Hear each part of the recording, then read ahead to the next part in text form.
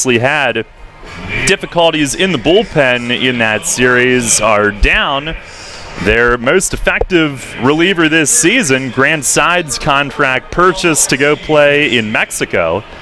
And on top of that, Luis Cruz, they found out, would be headed to the disabled list. He was lifted late in the game on Sunday.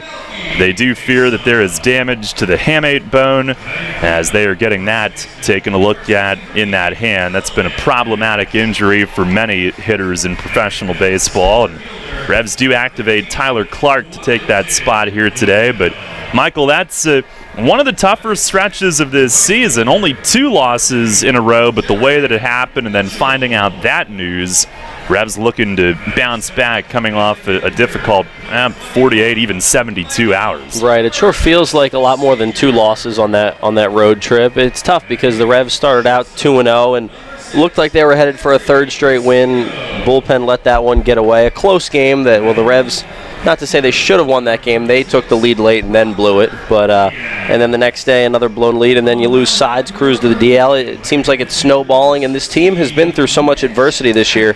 You just wonder when they're ever going to get a break. And, you know, with about a little over 30 games left in the season, and there hasn't been an extended break of guys being healthy, guys not getting signed, and the team just going on a big run. But you never know what can happen with about 30 or so games left in the year, and right now it's just got to put some of the stuff that happened this past weekend behind you and hopefully go out and get a couple dubs this series against the Bees. Yeah, the Revs 15-17 in the second half coming in. New Britain 15-16. Both teams have actually lost back-to-back games. York 47-48 overall now. New Britain 48-46, the overall record. The Revs, despite the struggles, do have a chance to make up some ground, at least in the overall standings, potential wild card position head-to-head still, as they do play Lancaster for 4 coming up next week. They've got 2 more series against the Bees, and they have 1 more series against Long Island, which is at home. But the margin for error got a little bit smaller this past weekend. Tonight, however, they will look for Mitch Atkins to be the stopper. He is 9-4, 3.95 ERA, tied for the league lead in wins. Right-hander Rainey Lara will go for New Britain. 1 off the league lead in wins. He is 8-5 with an ERA of 3.73. Coming up on our pregame, we'll take a quick look around the league here tonight, and then we'll get to Mace, hear from the skipper on the Broadway Transmission Manager's Report. First pitch tonight is set for 6:30 here in downtown York on Sports Radio 1350 WOYK. Autism York is a non-profit group operated by a board of volunteers dedicated to supporting our local autism community. Our group exists for the sole purpose of providing support in a safe and friendly environment. Our many events and programs are offered at low or no cost to families and individuals living with autism spectrum disorders in York and surrounding counties. Autism York offers opportunities for families and individuals on the autism spectrum to learn, grow, and develop relationships that help guide one another through the shared journey. All events and programs are made possible through tax-deductible donations to Autism York. For more information or to make a donation to Autism York, please visit us at www.autismyork.org. Show your patriotism and Rev spirit with the new York Revolution Hat Pack. Get 6 undated ticket vouchers to use any way you'd like and 2 parking passes, plus an exclusive Revolution hat featuring the Revs logo in red, white, and blue. It's an exclusive design from York's own Legacy Athletic and one you can only get through this special offer. The Revs Hat Pack. 6 game ticket vouchers, 2 parking passes, and an exclusive Revolution baseball cap, all for just $75. Get yours while supplies last at YorkRevolution.com or 717-801-HITS. We are your auto loan experts. Hello, I'm Sue DeStefano, President and CEO of First Capital Federal Credit Union. With terms you can trust and competitive rates as low as 2.49% APR, First Capital is the first place to go when you're looking for an auto loan. At First Capital, you're a member, not just a number. You can apply for your loan online at firstcapitalfcu.com or stop by any of our branches. First Capital, putting you first. Federally insured by NCUA. First Capital Federal Credit Union. Need to get some cash? No problem. Head to Royal Farms, step up to the ATM, and get your cash for nothing, cause there is no fee. Yep, that's the way we do it at Royal Farms. Some retailers charge to use their ATMs. We don't. Our ATMs are surcharge-free, so you can always get cash for nothing, 'cause there is no fee. anytime at all Royal Farms ATMs. A bank or credit card fee may apply. York Country Day School is an independent college preparatory school. It inspires and nurtures the innovative and creative spirit of students as they pursue their intellectual promise. At York Country Day School, students are known and valued, which allows them to engage as compassionate, bold, and active citizens as they identify a purpose outside of themselves and generate the call to better the world. York Country Day School is currently enrolling students beginning at age 2 years, 7 months through grade 12. We invite you to visit for a day and stay for the education of a lifetime. For more information, visit www.ycds.org.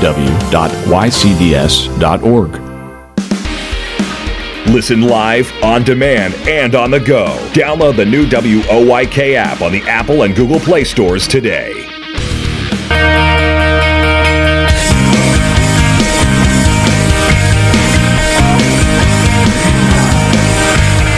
Ceremonial first pitches here tonight at Peoples Bank Park. Take a look at our York Mitsubishi out-of-town scoreboard. Not everybody had yesterday off in the Atlantic League. For the Revs, it was their first scheduled off day in 3 weeks. But Southern Maryland was at Long Island. The Ducks won again.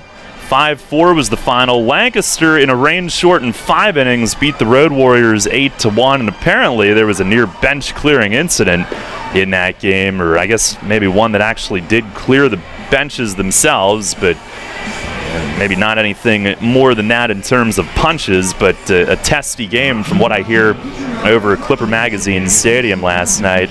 Sugarland last night shut out Somerset 8-0. So that brings us to tonight, and the standings entering play.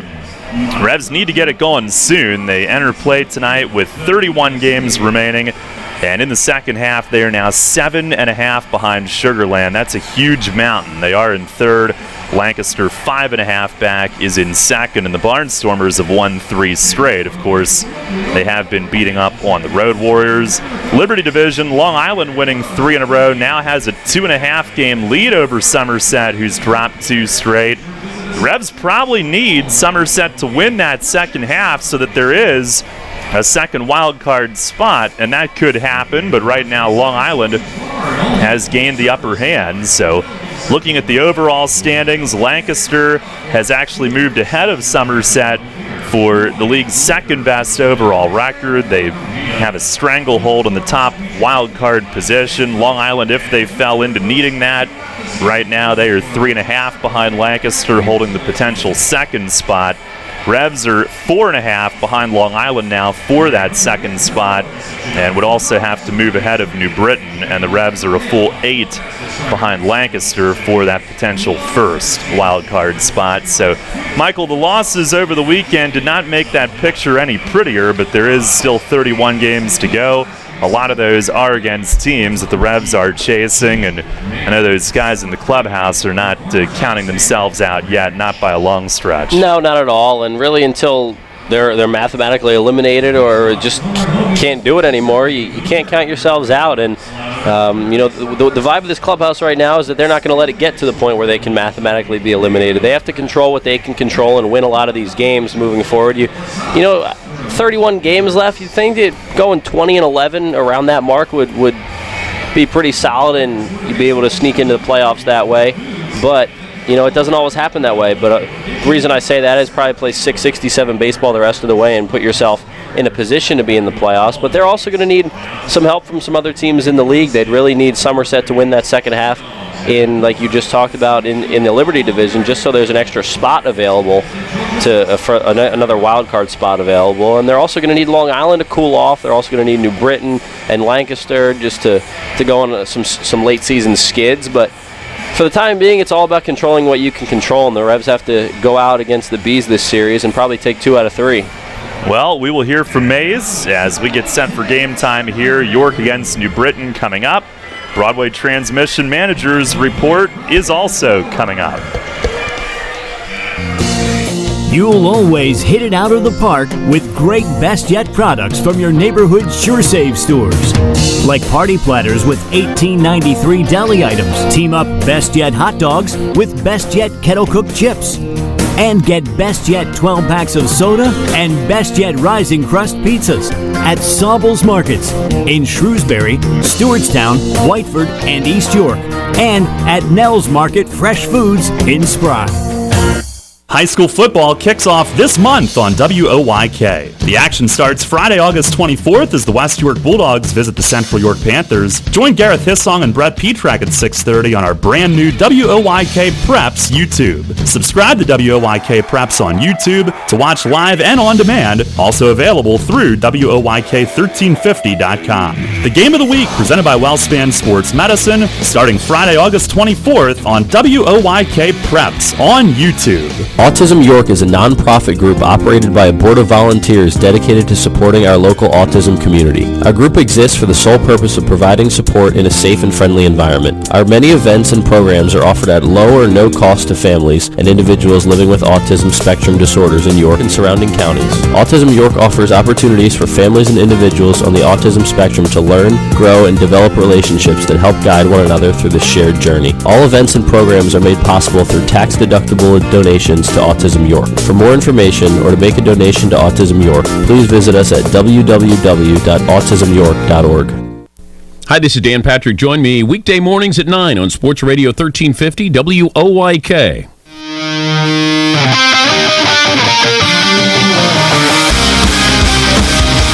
Fans, it's time to go inside the clubhouse for all the latest on your Atlantic League champion York Revolution and tonight's matchup. It's time for the Broadway Transmission Manager's Report. Now, here's the manager of the Revs, Mark Mason. May as well go back to Sunday. Everything going well until the bottom of the 7th inning, unfortunately. And what was your take on what went wrong and where things kind of started and how that game fell apart? Well, I mean, it was just a question of we couldn't throw it over the plate. I mean, that was the bottom line, and I thought we didn't use our fastball enough. I thought we got ahead of the hitters, and then I don't know what we were trying to do after that, but the one that stands out in my mind mostly was Washington. 0-2 on 2 swing-through fastballs like right by him, and then 4 straight balls, to load the bases. So, I mean, in actuality, we're really lucky in that 7th inning they didn't get more than 3 runs. I mean, because they had bases loaded, nobody out. They had a fly ball to center field. It was too shallow. They couldn't tag.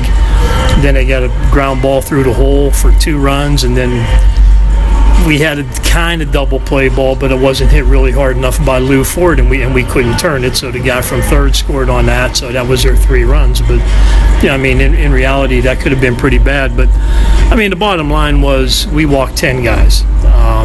Logan walked 4, but he was able to get out of it early in the game. He walked the first 2 hitters both times. He walked them both times each, and and then the bullpen, we walked 6 guys, and I mean, you can't do that in a 4-run game or at any time, actually. So we just we couldn't get off the field, and I mean, in the 9th inning when they scored the winning run, we still didn't even have anybody out. I think it was a leadoff walk and then 2 base hits, so I mean, we didn't even have anybody out yet, and they already had a run in. So, of course, we have to do better out of the bullpen. The night before we saw a 1-ball 2-strike pitch go for a home run opposite field, that ended up costing us the game. But by the same token, we did have an opportunity there. I think it might have even been in the 7th inning when we had bases loaded and only nobody out or 1 out, and their guy was throwing the ball all over the place, and we didn't get a run that inning. So those things come back to bite you too. So you could say it was a lot of the bullpen that night, but offensively we had a chance to do more damage, and we didn't either. So man, that's a team effort and a team loss, on all of us, me, the coaching staff, everybody. So I mean, we got to try to be better. It's frustrating when we walk out of Long Island 2-2, and in my mind that could be 4-0 or at least a chance for 4-0, and so now we got a lot of work to do, and and we lost some guys, as over the last couple of days, and and we'll see where it goes from there. Yeah, the news didn't get any better. We found out yesterday, we saw you lift Cruz in the 9th inning, and turns out he was banged up. And what's the latest you can tell us about his hand? Well, yeah, an X-ray yesterday. The X-ray didn't really show anything, but they're pretty concerned based on the physical examination that it might be a hamate bone. That could be a problem. So if that is, we put him on the DL starting today. But that could be the season if it is that. So we'll find out more on Thursday. But as of right now, he's on the DL. And of course, I'm sure you're going to ask me about Grant. With Grant Sides getting signed and going to Mexico. So he actually was, they purchased his contract and he flew out yesterday. So, flew out today actually. Drove to Alabama yesterday and then flew out today. So, not only did we lose the last 2 games there, then we lose 2 pretty good players. So, but hey, it's. You hear it all the time, football mentality, whatever mentality is like, next man up. So guys are here for an opportunity, so we'll see what we can do. You did activate Tyler Clark. Is he able to get, I know he's on the bench tonight, but is he able to get in there with that finger? Yeah, Tyler defensively, he can catch and throw.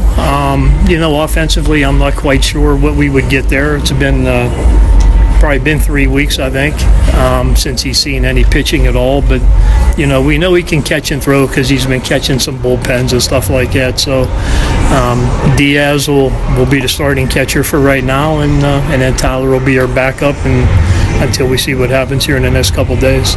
Well, lastly, you've got New Britain coming back in tonight for 3. And one of the guys that you saw last week, Lara, gets the ball right away. Pretty familiar with him since he was in the league last year. How do you size him up? Well, it's, I think we're going to have to hit him the opposite way because that's how he pitches us. He really doesn't give us a whole lot of stuff to pull, especially in this ballpark. So we're going to have to hit the ball right-handers to right field or right center. And if he makes a mistake, hopefully we can pull it and do a lot of damage with it. But, just be patient with him. He's a good pitcher. He moves the ball around pretty good. He has an idea what he's doing. But, for the most part, we've seen him enough now. I think we should have an idea on how to approach it. Nice. Thanks a lot. Good luck. Thank you. By the dawn's early light, what so proudly we hail at the twilight's last gleaming, whose broad stripes and bright stars through the perilous fight o'er the ramparts we watch were so gallantly streaming, and the rocket's red glare, the bombs bursting in air, gave proof through the night that our flag was still there. Oh, say doth the star-spangled banner yet wave o'er the land of the free and the home of the brave.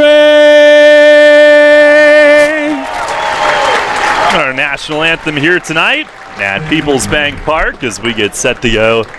The Revs and the New Britain Bees, second time in as many weeks that these two teams will get together. And the Revs in a couple of weeks will be at New Britain for one last regular season meeting in terms of a series in 2018. Starting lineups tonight brought to you by Flying Feet. For New Britain, it'll be Darren Ford in center field leading things off. Jamar Walton in right field is hitting second. Davidson Romero is the third baseman batting third. Jason Rogers will do the DHing. And bat in the cleanup position.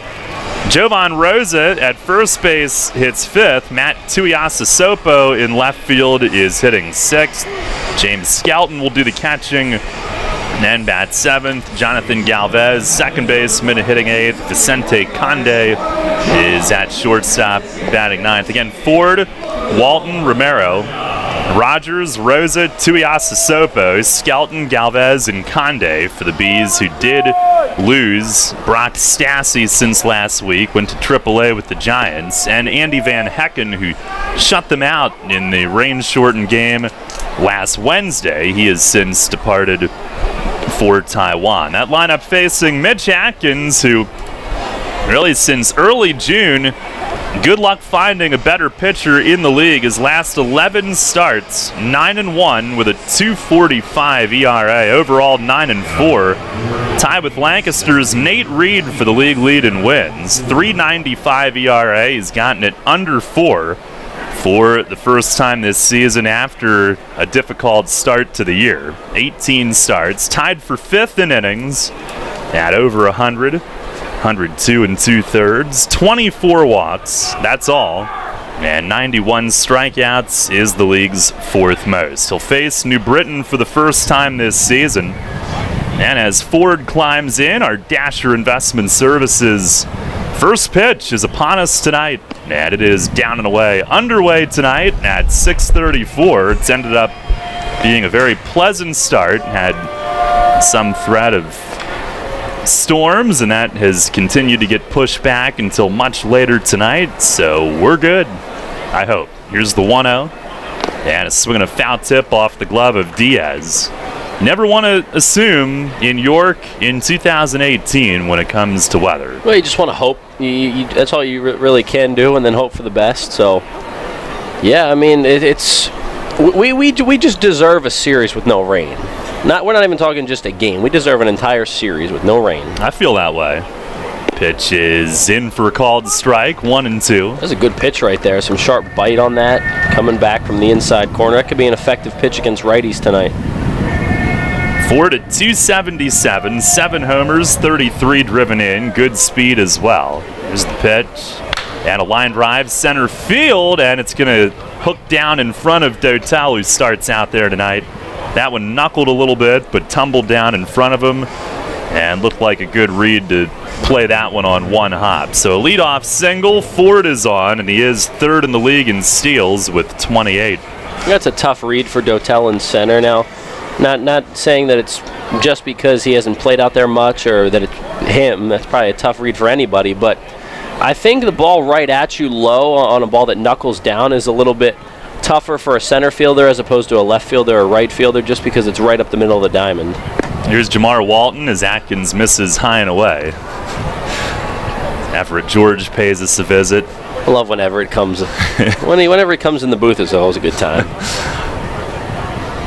Walton at 274. They move him up to second in Stassi's absence as Atkins throws over. Revs defense tonight, it's Mesa in left, Dotel in center, Mitchell in right. Casilla is back in at 3rd. Castillo at short, giving Dent a night off. Harris at 2nd, Nash at 1st. Another throw! Got him! Mitch Atkins picks off Darren Ford, who marches right behind the first base umpire, Brian Miller. Hollers in his ear, but Atkins has the pickoff, and that's how he gets his first out of the night. That's big time right there, to be able to just erase the leadoff base runner that you let on with a single. That's huge. Take Ford's speed off the bases and make things a lot more difficult now for Walton. That's the 2nd straight start. He's picked off the leadoff hitter. Now a swing and a miss from Walton. It's 1-2, or 1-1 rather. Thursday night at Long Island, and Mitch was terrific again. It was a leadoff walk to start the night, then picked off Jordani Valdespin. Here's the 1-1. And a line drive, right field. Mitchell moving back toward right center, makes it look easy. Catches the line drive very quickly. 2 outs with nobody on base. And then it's just that much easier and that much more confidence behind you for Mitch after a pickoff like that. And that's the 3rd runner that he has erased himself here this season, whether it's a pickoff or a caught stealing. So 2 down. Here is Davidson Romero. Bees are in their gold jerseys. Revs in the home whites tonight. Atkins the pitch, and it's lined to left field. Mesa back onto the track, and he runs it down with another step to spare. Going back, a couple of hard-hit balls, but it ends up being a 1-2-3 inning for Mitch with help of that leadoff pickoff. We've played a half. It's the Bees nothing, the Revs coming up. Are you one of the many people that has a 401k that is eligible to roll over, but you just haven't done it yet? Maybe you're not sure where was the best place to put it. I'm Tom Dasher of Tom Dasher Investment Services. I specialize in helping you getting your 401k and IRA money parked in the best place for you. So if you haven't rolled your 401k yet, or if you're not satisfied with your IRA, call me for a consultation at 487-2096. That's 487-2096. And check out my website at tomdasher.com. Sports injury? Walk into WellSpan Urgent Orthopedics for immediate care. No appointment is ever needed. Our orthopedic and sports medicine specialists are here to treat you. Visit wellspan.org/urgent orthopedics today for hours at our York and Hanover locations. There's a lot of talk out there about good health care. We all want a good plan. But step outside and take a good look at all those beautiful trees and shrubs in your yard. Do you have a plan to maintain their good health? Heritage Lawn and Landscape Care has a veteran staff of 12 fully licensed and trained tree health care professionals to rely on, including 10 certified arborists and 3 PA certified horticulturalists. So don't let your trees and shrubs fend for themselves against Mother Nature. Visit heritagelawnandlandscape.com and get world-class care right in your backyard. The Revolution plays here. Play ball! The new Sports Radio 1350.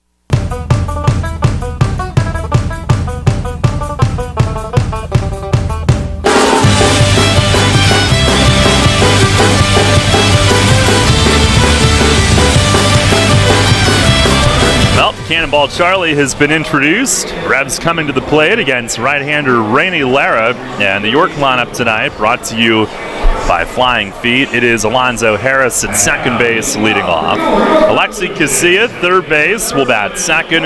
Hitting third and left field is Malky Mesa. Cleanup hitter is Talvin Nash, making the start at first base. Wellington Dotel in center. And hang on, as Zoe takes a strike. Dotel is in center hitting fifth. Jared Mitchell in right field bats sixth. Then it's Michael Burgess DHing. Henry Castillo at short. And Roger Diaz behind the plate as Zoe swings. Foul tips one into the mitt of James Skelton, who works with Lara tonight. Alonzo at 212 hit a home run leading off the game at Long Island Friday night. There's the wind, the pitch, way high and outside. 11th game played for him since coming back. Got 7 runs scored, 6 steals. The wind and the 1-2. And a swing and a bouncer foul over by the third base dugout. He reached and got a piece of it. It is partly cloudy, some cloud cover toward the north and west. A little bit of blue directly overhead, but very pleasant night at the start. Pitch is swung on, dribbled left side, charging from short. Conde, he lost the handle. Zoe is safe. Infield hit. There was no chance anyway, as Conde charged toward the infield grass and trying to make an impossible play with Harris's speed. It flew out of his hand on the attempted transfer. Yeah, and he fielded it cleanly, but like you said, you just knew that Harris was beating that thing out. There was no way Conde was going to get a throw off, and with Harris's speed, he's going to make an infielder really rush through every part of fielding that ball and throwing it over. And now I'm sure we'll see him on second base in a few seconds. Yeah. Here's Alexi, who missed the last 2 at Long Island. Little tweak in the leg. First pitch is a ball high. Well, excuse me. 1 ball, no strikes. We're used to doing it the other way around, where it looks like a ball and then it's called a strike. Yeah. That was a rough weekend at Long Island in that regard. Here's the 1-0. And he swings, fouls it off over the third base roof. Alexi back in there, and he's been hot. And he enters play tonight 5th in the league in hitting, .325, 3 homers, 28 driven in. Moved Denton to second one night, Mitchell the other night at Long Island in his absence. As he jumps away, pitch a strike, delayed steal, throw down, and Zoe is tagged out. Tried to catch Skelton off guard with a little delay, and going in head first, Conde, the shortstop, there to receive it and brush the tag across him. Yeah, it just didn't look right. A little bit awkward right there. Zoe trying to go delayed steal, and that hurts. Now both teams struggling on the bases so far tonight. Pitch to Alexi, swings, chops it toward the middle. Galvez from second lets Conde take it, and he pumps, realized he had time and makes the throw, and I hope Alexi didn't tweak something again. He really slowed down approaching first base, and that's when Conde realized that he had time. He went the whole way in front and to the other side of second to make that play. It was a good play by Conde coming across the bag there, and he's got a better angle on the throw at least when he's coming straight across as opposed to Galvez coming in. But to your point, yeah, if Alexi tweaks something there, that's bad news. Here's Malky. First pitch, he swings, fouls it back. Malky 6th in the league in hitting. Jeez, that bounced down off the back of someone's noggin. Did it really? It did. Jeez. Hopefully all good down there in front. Mesa 6th in hitting at .316, 13 homers, 57 driven in. The pitch, and it's in the dirt, breaking ball missing. 1 ball, 1 strike. Had a big series at Long Island, homered twice in the 4 games. He has driven in 13 in his last 9. Here's the 1-1, and that misses up and in as he protects the hands in tight. No score here in the bottom of the first inning tonight.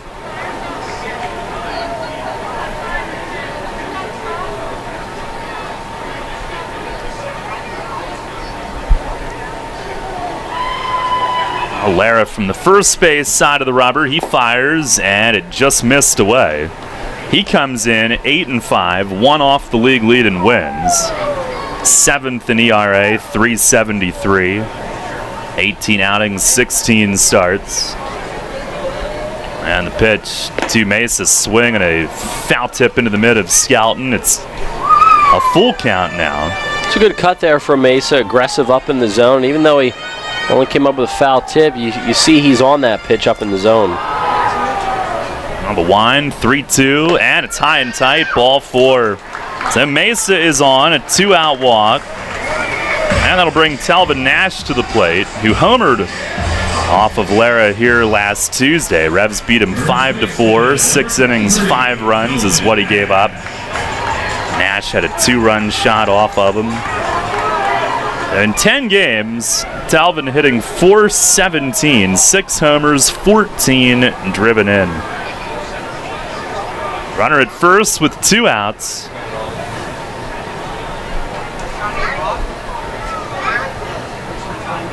Lara sets the hands at the belt. First pitch is just outside for ball 1.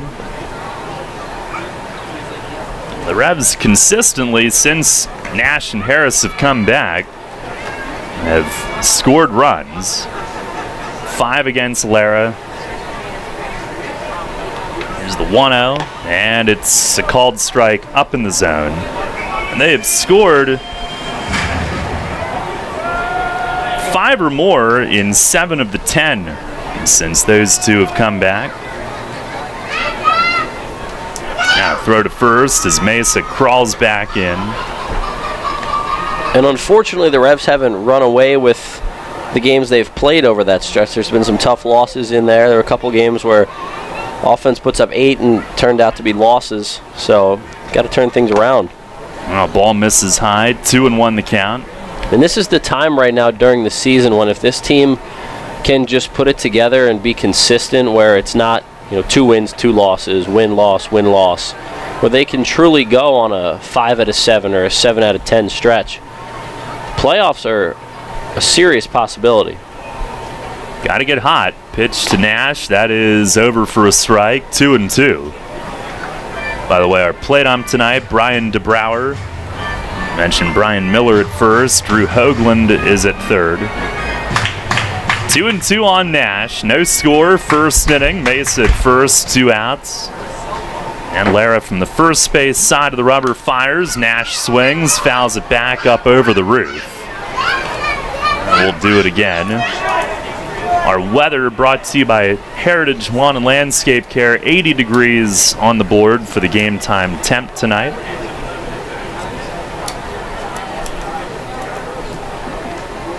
Now Lara steps off.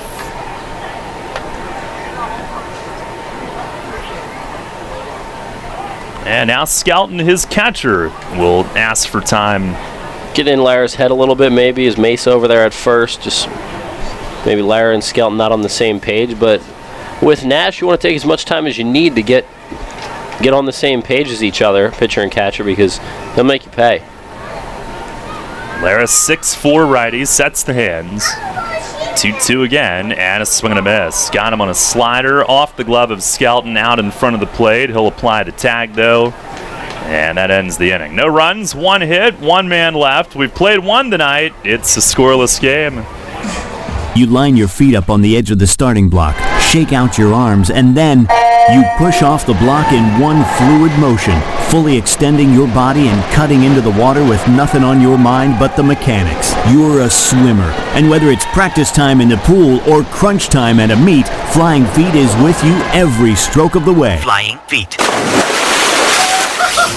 Flying Feet Sports Shoes is a swimmer's paradise. Get suits by Dolphin, Speedo, Nike, Arena, and Tier. Pick up practice gear, team gear, and training equipment like fins, snorkels, and kickboards. The Flying Feet team has high-tech competitive suits, customizable caps, goggles, even goggle repair items. Shower down with swimmer's shampoo and body wash, plus suit wash to limit the wear and tear of chlorine. Time to dive into the pool? Then it's time for Flying Feet. We're more than sports shoes. Flying Feet.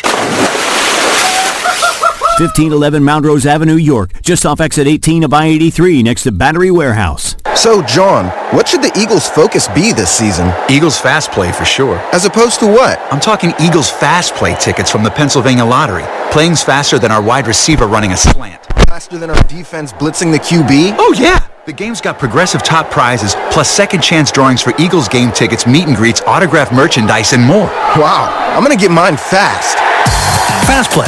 Play fast, win instantly. Players must be 18 or older. Please play responsibly. Benefits older Pennsylvanians every day. The Baltimore Baseball Show with Dan Connolly, right here on Sports Radio 1350 WOYK, York.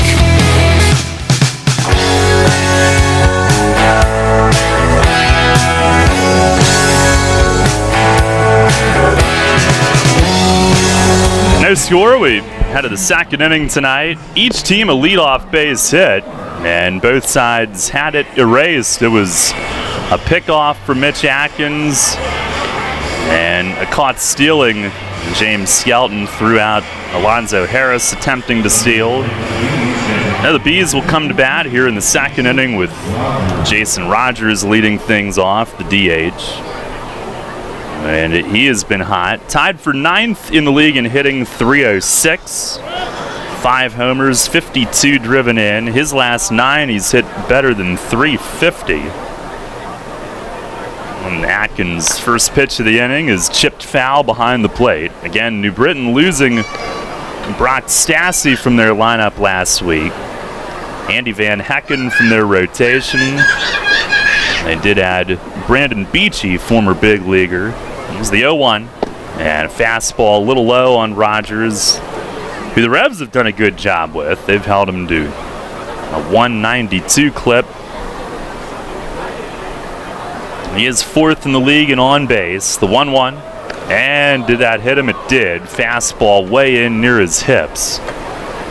Didn't think he'd be able to get out of the way when that left Atkins hand. It was a glancing blow, but it did clip him, and the leadoff man is on for the second time. Sorry, Mitch wanted to do that, set up the double play, roll a 6-4-3. But yeah, Rogers has had a couple good games against the Revs this year. That one where they couldn't get him out, but for the most part, they've held him in check, and that's the tough part about this Bees lineup. 1 through 9, they can get you. Just keeping them in check is huge. Here is Jovan Rosa as he swings and lifts one behind first. Nash going back, tough angle, and he reaches out and he had it all the way. Going up the first base line, a nonchalant over-the-shoulder grab. Never a problem for him. It was a lot tougher than he made it look.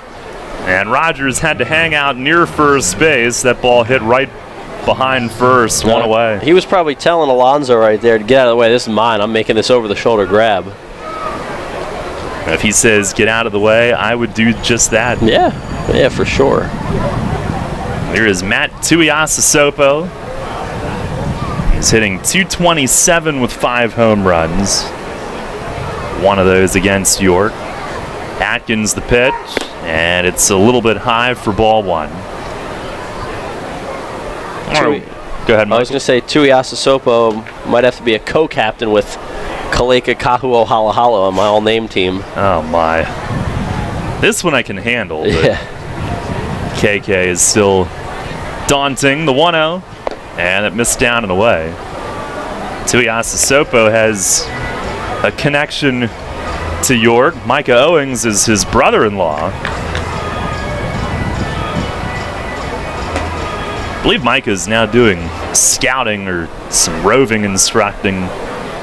There's the 2-0, and a swing and a pop-up foul out of play, first base side. He was part of a playoff rotation for the Revs back in 2016. On our Wellspan Sports Medicine injury report tonight, Luis Cruz on the DL as of today with what they fear might be hamate bone damage. In other words, broken. They'll find out Thursday as Atkins misses down and away, 3-1. Tyler Clark is reactivated from a hand injury of his own, a finger injury. Jay Goss is active, did not need surgery.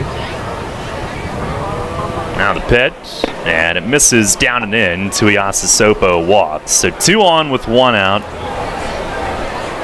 By the way, Owings now a Cincinnati Reds minor league coach. He was a Mariners scout last season. That's what he's up to now.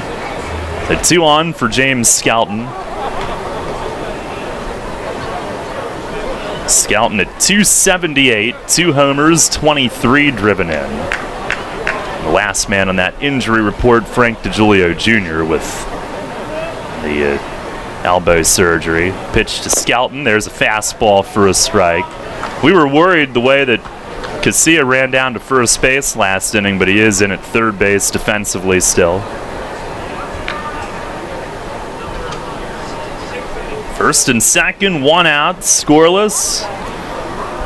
Here in the second inning tonight. And Atkins steps off, working with Diaz, who he hasn't had a lot of time with. He'll go to the back of the mound and kick at the spike cleaner.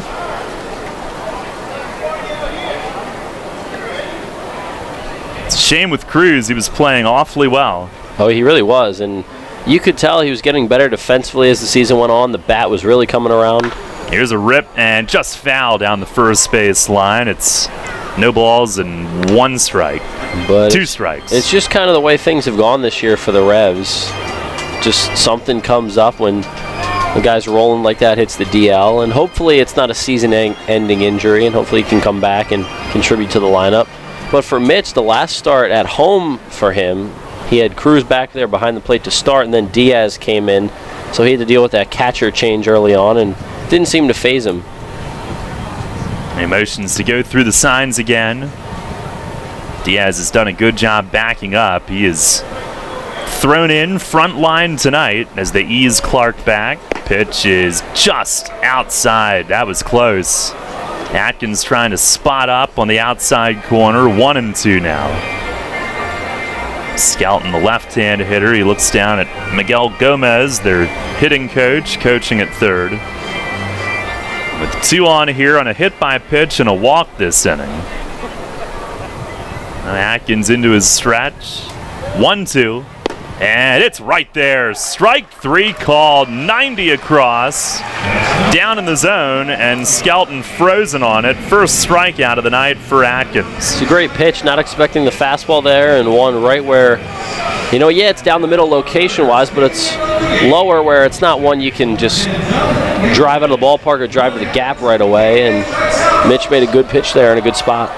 His 92nd of the year. Mitch 4th in the league in strikeouts. Here's Galvez, 2 on, 2 out. K-Man at bat, and he swings and ricochets a foul tip off Diaz and back into the netting. Galvez hitting .267, 6 home runs, 28 driven in. Atkins trying to get out of a little pickle early and keep things scoreless. As a sign from Diaz, the 0-1, and a swing and a miss. Slider away, good one. 0-2. Atkins rubs down the ball.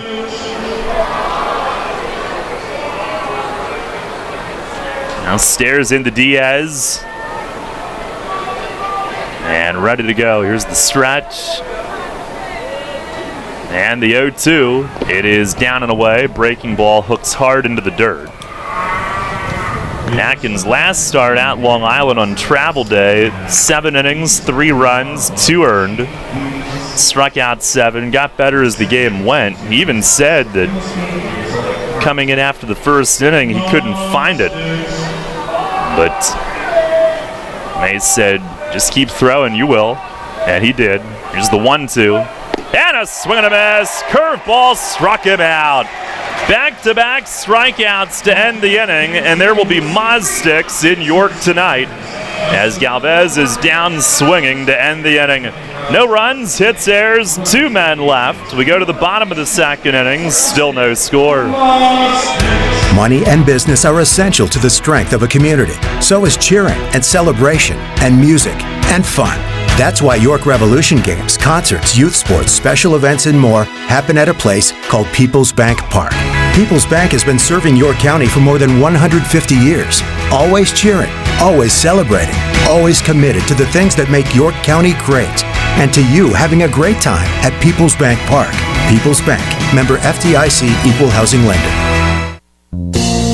You'll always hit it out of the park with great Best Yet products from your neighborhood SureSave stores. Like party platters with $18.93 deli items. Team up Best Yet hot dogs with Best Yet kettle cooked chips. And get Best Yet 12 packs of soda and Best Yet Rising Crust pizzas at Sobel's Markets in Shrewsbury, Stewartstown, Whiteford, and East York. And at Nell's Market Fresh Foods in Spry.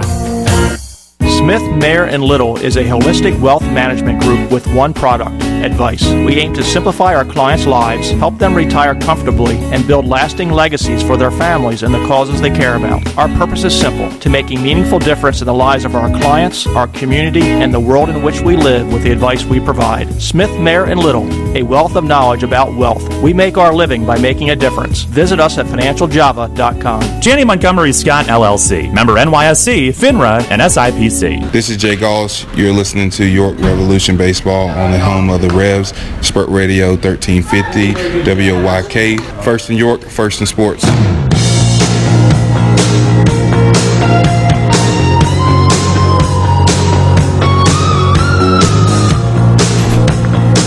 No score, bottom of the second. Wellington Dotel leads it off. First pitch from Lara, he swings through it.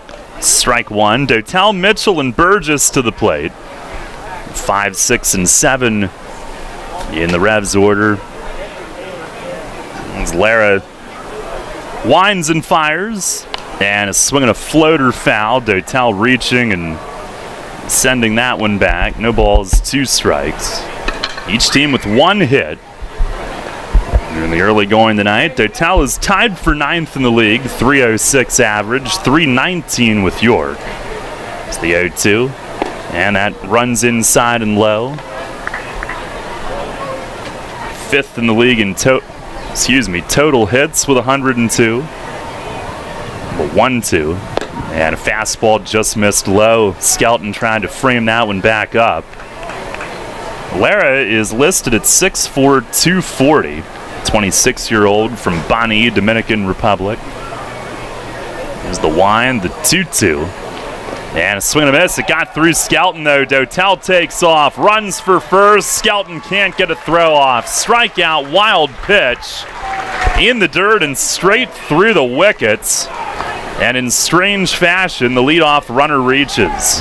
That'll work. And if the Revs can take advantage of it, that's big in this game. Look, two teams similar in record, similar in what they have on their rosters, and you got to find a way to take an advantage any way you can against the team close to you in the standings, and the Revs can jump on the board early because of that. It'll be big. Here's Jared Mitchell now. He's at 273, 4 homers. Back in the 6th spot tonight. First pitch is over the outer half, a called strike. They moved him to second on Sunday when Casilla was getting his second day off. I mentioned Dent batted second the day before that. Dotel held at first. He's got 16 steals. It's the 0-1, and that's upstairs, fastball. Lara, who was with Bridgeport last year, former Mets prospect, made it as high as AAA. Scouting reports, they kind of predicted that he would be a serviceable big league arm if he made it. Pitch is down and in, 2-1. Not a frontline stud, but maybe a back-end starter. And he had good numbers all throughout his career coming up. Couple good years at AA. 9th year pro. He looks over at first, sets the hands. The 2-1, and a swing and a miss. High fastball again. Last season, Bridgeport's pitching staff was a strength. He was a part of a pretty good rotation. Picked up in the dispersal draft by New Britain. He deals, and a swing and a pop fly, shallow left center. Ford in center was way deep. He comes in, and Tuiasa Sopo from left sprints in front of him and comes all the way over into shallow center to handle that one. One away. It was a good battle by Mitchell there, just didn't end up winning it. But the ball where I would have expected Ford to come in and catch that take charge, but Tuiasa Sopo looked like he had a better angle coming across. No, Michael Burgess, a big spot right here, man on base, chance to maybe drive one to the gap, give the Revs an early lead. He's been scuffling a bit, but did have that big home run in one of the games in Long Island, so hopefully that can spark a nice run for Mike. That was one of the wins of the year. Led off the 9th, completing a comeback, doing it against K-Rod. First pitch, swing and a miss, fastball up. And it was a shot. He is DHing tonight, hitting .223, 12 home runs, 40 driven in. Lara was a 5th-round pick of New Britain in the dispersal draft. A lot of teams shut it down after 4 rounds. They had what they wanted, but New Britain kept putting in claims. Throw over, and Dotel scampers back. With Bridgeport last year, 9-11, 4.30 ERA in 25 starts. It's been better than that this year, 8-5, a 3.73. There's the stretch, the 0-1, and it is just inside, maybe a little high as well. 1 on with 1 out, scoreless here in the 2nd inning tonight.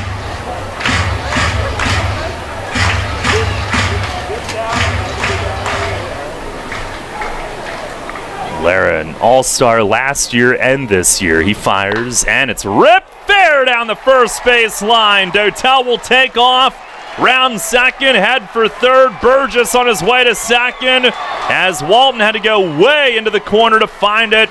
They do hold Dotel at third. Probably 50-50 on whether to send him there, but Polo will give Henry Castillo the chance.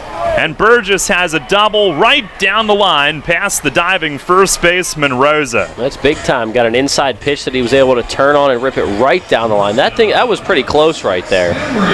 To be able to get it past Rosa, who was close to the line, is impressive. But just a hard hit ball from Mike, and now it sets up second and third. Right now, Henry Castillo really needs to do a job. Looks like New Britain will leave the infield back with 2 men in scoring position, obviously. Castillo's been putting pretty good swings on it, not much to show for it. Here's the first pitch. It is down low. He's hitting just 167, but he had probably at least 3 really sharply hit outs at Long Island. Now, this is a spot where in MLB The Show, I would do a push bunt in front of the second baseman with him back deep. Because I can't hit, so I got a bunt runs in. It's the 1-0, and it is just off the plate away. Well, they do have first base open. Roger Diaz on deck. But as long as it's not a double play, you do that, and you didn't have to deal with Alonso after him. The 2-0. And a swing and a bouncing ball. Right side, it's got eyes. On into right field. Dotel scores. Walton overruns it. Now Burgess coming home. He'll beat the throw with a slide. 2-0 York. And Henry Castillo, an RBI single to right. Burgess scores on an error. And the Revs with a 2-0 lead. Well, that's big time. Like I said, needed to do a job right there. He did just that. Hard hit chopper through the hole, and that's exactly what he needed to do with the amount of space that was on the right side over there. Regardless of where he hit it on that right side, hitting it to the right side was big time to be able to definitely get Dotel in, and then good job by Burgess to regroup after looked like he was shutting it down and then come home on the misplay by Walton. Now here's Diaz. First pitch is up high. Good to see Castillo get a break and have one that he hits find an opening. 1 RBI on it, is 5th with York, and the Revs a 2-0 lead. That strikeout wild pitch that reached to lead off scores.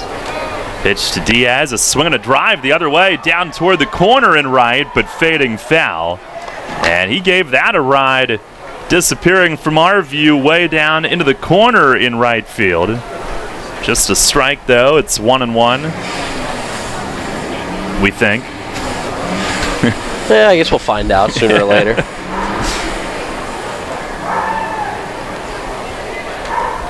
Castillo at first, still only 1 out. Stretch from Lara. And the pitch, swinging a bouncer to second base. Galvez waits for the hop, flips to short, and Conde has time to turn it. A 4-6-3 double play, but the Revs have struck first with 2 runs this inning. 2 hits, 1 error, nobody left. We go to the third. It's York 2, New Britain nothing. Sports injury? Walk into WellSpan Urgent Orthopedics for immediate care. No appointment is ever needed. Our orthopedic and sports medicine specialists are here to treat you. Visit wellspan.org/urgent orthopedics today for hours at our York and Hanover locations. Getting pumped for another year of high school football? All this month, Sports Radio 1350 WOIK lays it all out for you in the High School Football Spotlight, presented by WellSpan Sports Medicine. Catch a preview every day in August on Sports Radio 1350 as we break down the teams and the players of the 2018 York Adams League. Or go to WOIK1350.com to access this year's complete lineup of high school football preview. Then, this fall, every Friday night, it's the High School Football Game of the Week, presented by WellSpan Sports Medicine. Only here on Sports Radio 1350. Listen live, on demand, and on the go. Download the new WOYK app on the Apple and Google Play stores today. Since 1934, PSECU has given Pennsylvanians financial opportunities to live a better life. We are a credit union who offers valuable free and low-fee financial products, broad lending options, and outstanding money management for financing life. At PSECU, we are proud of who we are and committed to who we serve because our Pennsylvania roots run deep. We are banking on a difference. Visit PSECU.com to join us. This credit union is federally insured by the National Credit Union Administration. Equal Opportunity Lender. You're on the home of the Atlantic League champion York Revolution. Sports Radio 1350 WOYK, York.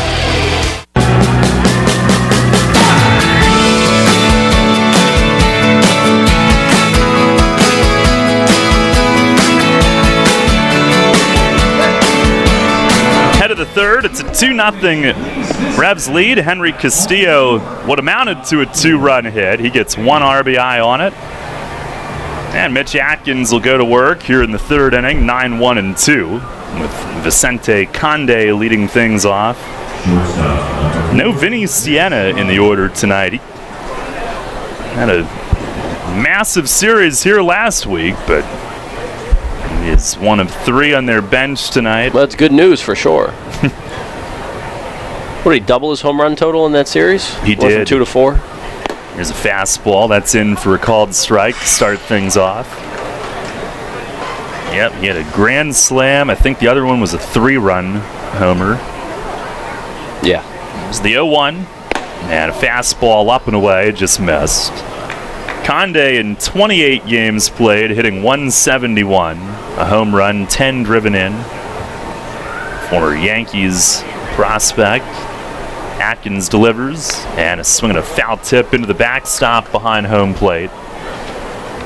Conde from Puerto Rico. He made it to Double-A with the Yankees.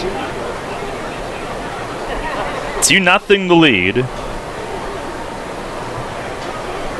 Atkins winning 7-3 in his last start. The 1-2, and try to check, breaking ball away.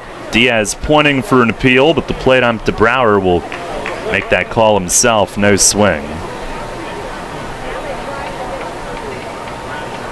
2-2 now. Atkins grips, fires, just a little high. Tried the slider or cutter. Little high with it, 3-2. That's a tempting pitch. Conde just decided to lay off it, but now Mitch has to come back 3-2. Don't want to walk the leadoff man. Well, the payoff pitch, and a swing and a ball beaten foul off the front of the third base dugout. His name reminds me of Jason Conti, former big league outfielder who the Revs actually acquired his rights in their expansion draft, but he did not play in the league in 2007. There's the payoff again. And a swing and a miss. He got him on a fastball. Mitch Atkins, 3 strikeouts in a row. Each of the last 3 hitters he's faced. And there's one down to begin the third. He's not taking the bottom of the order for granted. He's throwing all of his pitches. He used the cutter to get a strikeout in the second inning, a curveball as well, and then another breaking ball. Might have even used a fastball instead of the curveball in the second inning. But the point is he's used a handful of his pitches to get outs at the bottom of the lineup, and to do so with the strikeout. Not taking this bottom of the B's lineup lightly. And here's Ford, tries to bunt his way on. Atkins off toward first, right there to handle it. Flips to Nash for the out. Ford retired on 1 pitch, trying to bunt his way on. Talvin Nash giving him the business at first base. Nash would be certainly an all-league trash talker. He brings that football style to the field. I love it. It's pretty awesome. It's always fun to be around Talvin. Now, I haven't been around him much, only since the past 10 days or so that he's been back, but a lot of positive energy around that guy. No doubt. Here's Jamar Walton, and he swings, hits one high in the air, deep left center. Dotel over from center, and it's going to be plenty of room. Not as deep as it looked, and it's Mesa who called for it from left at the last instant, came over and made the play. Medium deep in left center, but plenty of room for those two. And Atkins a quick 1-2-3 third inning. Go to the bottom half of the third. It's a 2-0 Revs lead. Rutter's has all your favorite seafood options. Tavern battered cod sandwich, crispy fried shrimp with bada bing dipping sauce, flavorful crab and corn chowder, just to name a few. Rutter's Seafood. One try and you'll be hooked. Rutter's. Why go anywhere else for seafood? Does your wealth advisor know how you take your coffee? At Smith, Mayer & Little Wealth Advisory Group, we genuinely get to know our clients, from their interests, goals, and dreams, right down to how they like their coffee. By understanding our clients on a personal level, we help them make wise financial decisions. In us, you will find a trusted confidant dedicated to your financial success. Smith, Mayer & Little, a wealth of knowledge about wealth. Get to know us over a cup of coffee or visit us at financialjava.com. Janney Montgomery Scott LLC, member NYSE, FINRA, and SIPC. Autism York is a nonprofit group operated by a board of volunteers dedicated to supporting our local autism community. Our group exists for the sole purpose of providing support in a safe and friendly environment. Our many events and programs are offered at low or no cost to families and individuals living with autism spectrum disorders in York and surrounding counties. Autism York offers opportunities for families and individuals on the autism spectrum to learn, grow, and develop relationships that help guide one another through this shared journey. All events and programs are made possible through tax-deductible donations to Autism York. For more information or to make a donation to Autism York, please visit us at www.autismyork.org. Rutter's Hot Dog Extravaganza is here. Rutter's Kunzler hot dogs and brand new corn dogs are only 2 for $2. Our amazing Kunzler bacon wrapped cheddar dogs and sausages are only 2 for $4. Earn 2 cents on fuel for every deal purchased. Must scan rewards card. Rutter's, why go anywhere else? This is Michael Click. You're listening to York Revolution Baseball, home of the Revs, Sports Radio, 1350 WYK. First in York, first in sports. Bottom of the third, Alonzo Harris laying off a ball up and away, leading things off. Top of the order for the Revs, who lead it 2-0. Pitch to him, he swings and misses on a high fastball from Lara. Harris, an infield hit in the first, but was thrown out attempting what looked like a delayed steal. First time he's been caught. A 1-1 and a swing and a miss. Lara with a slider. Zoe faced him when he was with Bridgeport last season and last week. 1 ball, 2 strikes. And Lara to the plate. Swinging a pop-up foul. Out of play, first base side. Rosa ranging over, but well back. Alonzo walked against Lara and did steal a base against him last week. Did not have a hit. Another 1-2. And a ground ball toward the middle. It's short. Conde picks it to his left. Spins, fires. Rosa apparently kept his toe in the bag. Robert Carson coaching at first base. Is that a joking ejection? He came over to argue, pointing at first base, saying that Rosa did come off, and Brian Miller gave him the heave-ho sign, and I think Carson has been tossed. Miller was laughing then, and so was Carson, but Rob just went into the dugout, all smiles, but he might be done for the night on really a ridiculous decision down there. It's really weird because, yeah, I mean, both guys smiling. I can't imagine Rob said anything, any magic words or anything to get him tossed. So if he didn't, I don't understand the heave there from the game, because all he's doing is pointing. It's not like he's getting in Miller's face. It's not like he, you know, just flipped out all of a sudden. All he did was point, and of course now it's raining. What a joke. Be right back. Okay. Here comes a rain shower. That came out of nowhere. Alexi Casilla to the plate. Nobody expected this. It just started dumping. And the first pitch to Casilla is down and in for ball 1. Tarp crew, nobody was in anticipation of this rainfall. There's the 1-0, and that misses down and in. Revs a 2-0 lead. Well, maybe Carson was in anticipation of it because he got inside before it started to come down. There's the 2-0, and a swing and a foul back over the into the upper deck, and that'll stay up there. So now we're playing in what really has slowed to kind of a light, almost misty rain. And there's still some clear skies off in the distance. The 2-1, swing and a miss, fastball away as Alexi hacks through it. 2 balls, 2 strikes.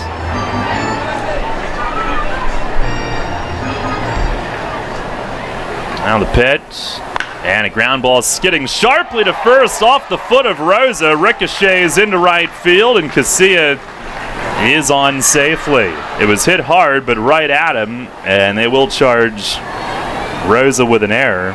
Bees with their second error here in the early going tonight. I can't believe Carson got ejected on that. I mean, don't know what he said, but he is animated to begin with, and almost looked like he was trying to have fun with it, with the argument, sort of, but it put an end to his night. He did miss the rain, though. Here's Melky, who walked his first time up. 2-0 York. First pitch, it is in the dirt, and it skips off Skelton back toward Nash, who's on deck, and Casilla will move up. A wild pitch. Skelton had no chance to get square to it. Tried to use his chest protector, but just glanced off sideways, and Alexi moves up. Do you enjoy your trip down the steps there, Michael? Yeah, a little empty trip. Trying to weave my way through everybody that was coming up while I was trying to go down. But yeah, I mean, it looked like that was going to get a lot worse before it got better, and it's almost stopped now. I'm a little surprised. It usually doesn't happen that way here. Here's the 1-0, and that is over the outer half for a strike. Appreciate the effort, though. Yeah, always. You know, I needed to mix in a little cardio there in between innings. Usually here this year, it has not gotten better. It's gotten worse. Right. And then worse. And then worse. Here's a swing and a drive. Deep left center. Tuiasa Sopo back. It's gone. Melky Mesa hits another one. 2-run line shot into the playground in left center. His 14th of the year. And he's now driven in 15 in his last 10 games. The Revs double their lead. It's 4-0 here in the bottom of the third inning. Just snuck it over the wall in left center. That's a well-struck ball out to one of the deeper parts of the park here with the rain and all. No less against an all-star pitcher, a guy that the Revs have seen pretty well through Lara's 2 starts against them. The rest of the league hasn't had this much success, but the Revs, I don't know what it is. Maybe they just see the ball well out of his hand or just have a good approach, but they've hit Lara pretty well, and you can't slow down Melky Mesa. He is on a tear. Here's Nash. Curveball, swing and a miss. Lara does not dare give him a first pitch fastball to hit. Nothing like a little third inning milk delivery, you know what I'm saying? Just as I was saying it, we get the note put up on the board there on our window. It said the milkman delivered. Yes, he did. Like I said, nothing like a little third inning milk delivery, a couple cartons for the day. There's a foul tip back, 0-2. It's catching on, Michael. That was the goal. That was the goal when the season started. I'm just happy now that we're in mid-August that finally got the ball rolling. Now Lara kicks. Here's the 0-2. Breaking ball misses high. The 4-0 lead. 2 of the runs now unearned on Lara. Casilla reaching on an error, but Melky cashing in. There's the 1-2, and a breaking ball low and away, and with Nash arriving, and I mean we've seen Melky get impacted in a positive way with Harris being on base for him, but the pitches that he gets to hit also with Nash behind him, it's now 3 homers in his last 5 games. He is locked in again. Here's the 2-2. And that missed inside on Nash. Was a strikeout victim of Lara's his first time up. Revs have doubled the lead though now, 4-0. Here in the bottom of the third. Fans making their way back to their seats after that brief pop-up shower. It's kind of intense for about 15 seconds maybe. 3-2. And a little high. Nash lays off. And he is on base. Second walk worked by the Revs offense tonight. And that's something that he does very well on top of his God-given power. Here comes pitching coach Mauro Gazzo to make a visit. A walk following the home run. Well, we like this a lot better when the opposing team's pitching coach is out for a visit instead of Fletch. But this is a time where the Revs could really add to this lead. 4-0 right now. That's nothing against this Bees team that can score. Really, you know, we've seen them put up 8 in an inning against the Revs not too long ago. So extending the lead is key here because 4 runs might not do it. You like to think it would with Mitch on the mound. He's been team's best pitcher all year. He's been awesome. So you got to believe he can work with 4-0 going forward, but you just never know, and it doesn't hurt to give him a few more runs. That was one thing that cost the Revs on Sunday. They could not put the game away when they had a chance. Here's Dotel. First pitch is inside, and he reached on a strikeout last inning. A strikeout wild pitch. The Revs would later turn that into a run. Lara with the 1-0. And an excuse-me check swing. Shot foul on the ground over by the Revs dugout. I see Nate, our cameraman, well prepared. He's turned a trash bag into a poncho. And another one into a cover for the camera. All about being flexible and being able to protect the expensive equipment. Nothing supersedes preparation.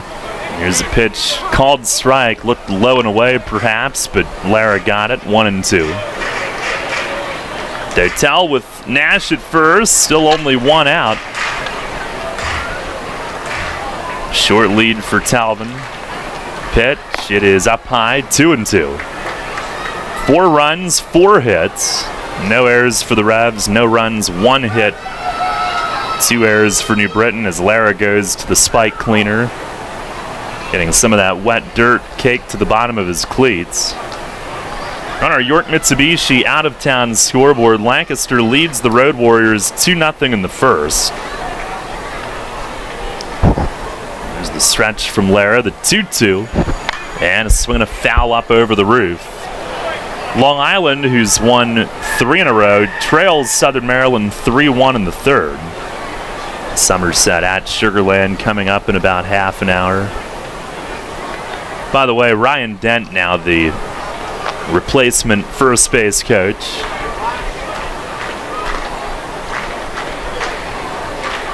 Lara with the 2-2, and it's fouled off into the upper deck first base side. That comes spilling down into the front row behind the Revs dugout. I just still can't believe Miller tossed Rob for that. And they were both laughing. I don't get it. Unless Rob wanted to get tossed and he whispered, "Hey, toss me real quick." Pitch, swinging its tap foul behind the plate. I mean, it's almost like once he did it, he realized, oh, the guy was just messing around, but it's like I have to honor it because I did it. Maybe they will avoid sending a fine in the mail. That would be nice. Yeah. Now Lara's set. Another 2-2. And a swing and a miss. Got him on a fastball to win the battle. Third strikeout for the Bees starter, who's at 67 pitches now with 2 outs in the third inning. And here comes Jared Mitchell. Revs had Jay Goss ejected from Championship Series Game 1 last year when he was coaching first base, and it was after he had started the game on the mound.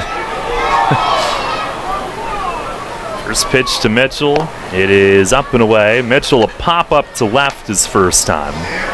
Now that's something to admire. Your starting pitcher, once he's out of the game, going to coach first base. It's called being a team player right there. No, he loved it. He did that all the time. It's the 1-0. And it's slapped on the ground at short, backhanded by Conde, and an off-balance throw leads Galvez to the bag to end the inning. But the Revs double the lead. 2-run homer from Melky Mesa, the only hit in the inning. 1 error and 1 man left. We'll go to the fourth. Michael with the play-by-play. The Revs lead the Bees 4-0.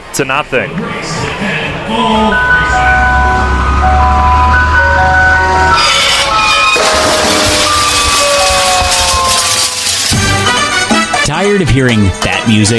Especially when you already have that same ice cream in your freezer. Try something new and amazing with tropical shaved ice. On Monday morning after the big company event, do you want the buzz down the hall to be, how awesome was this year's company picnic? Then crush boredom and bring on Kona Ice with over 32,000 flavor combinations. This is not your typical lackluster snow cone. Their flavors are bold and delicious. Fuzzy Navel, Margarita, Blue Hawaiian. Kona Ice is dairy-free, gluten-free, and they even offer flavors that are sugar and dye-free. No party is too big or too small. They can serve up to 1,000 people per hour. They have party packages starting as low as $100. To add more excitement to your next event, find them online. At Donegal, we understand there are many costs associated with running a business. That's why Donegal works with you to provide quality insurance products based on your business needs, and why we deliver that insurance at a price to fit your budget. Call your local independent Donegal agent today and discover why, when it comes to insurance for your business, Donegal is a better value. Contact Kochman Kunkel Insurance at 717-854-0300 or stop in at 3217 East Market Street, York. Locally owned and operated by Pam and Rudy Kochman. Kochman Kunkel Insurance. Local sports on WOYK are brought to you by Maple Donuts, a family tradition since 1946. This is Logan Williamson. You're listening to York Revolution Baseball on the home of the Revs, Sports Radio 1350 WOYK. First in York, first in sports.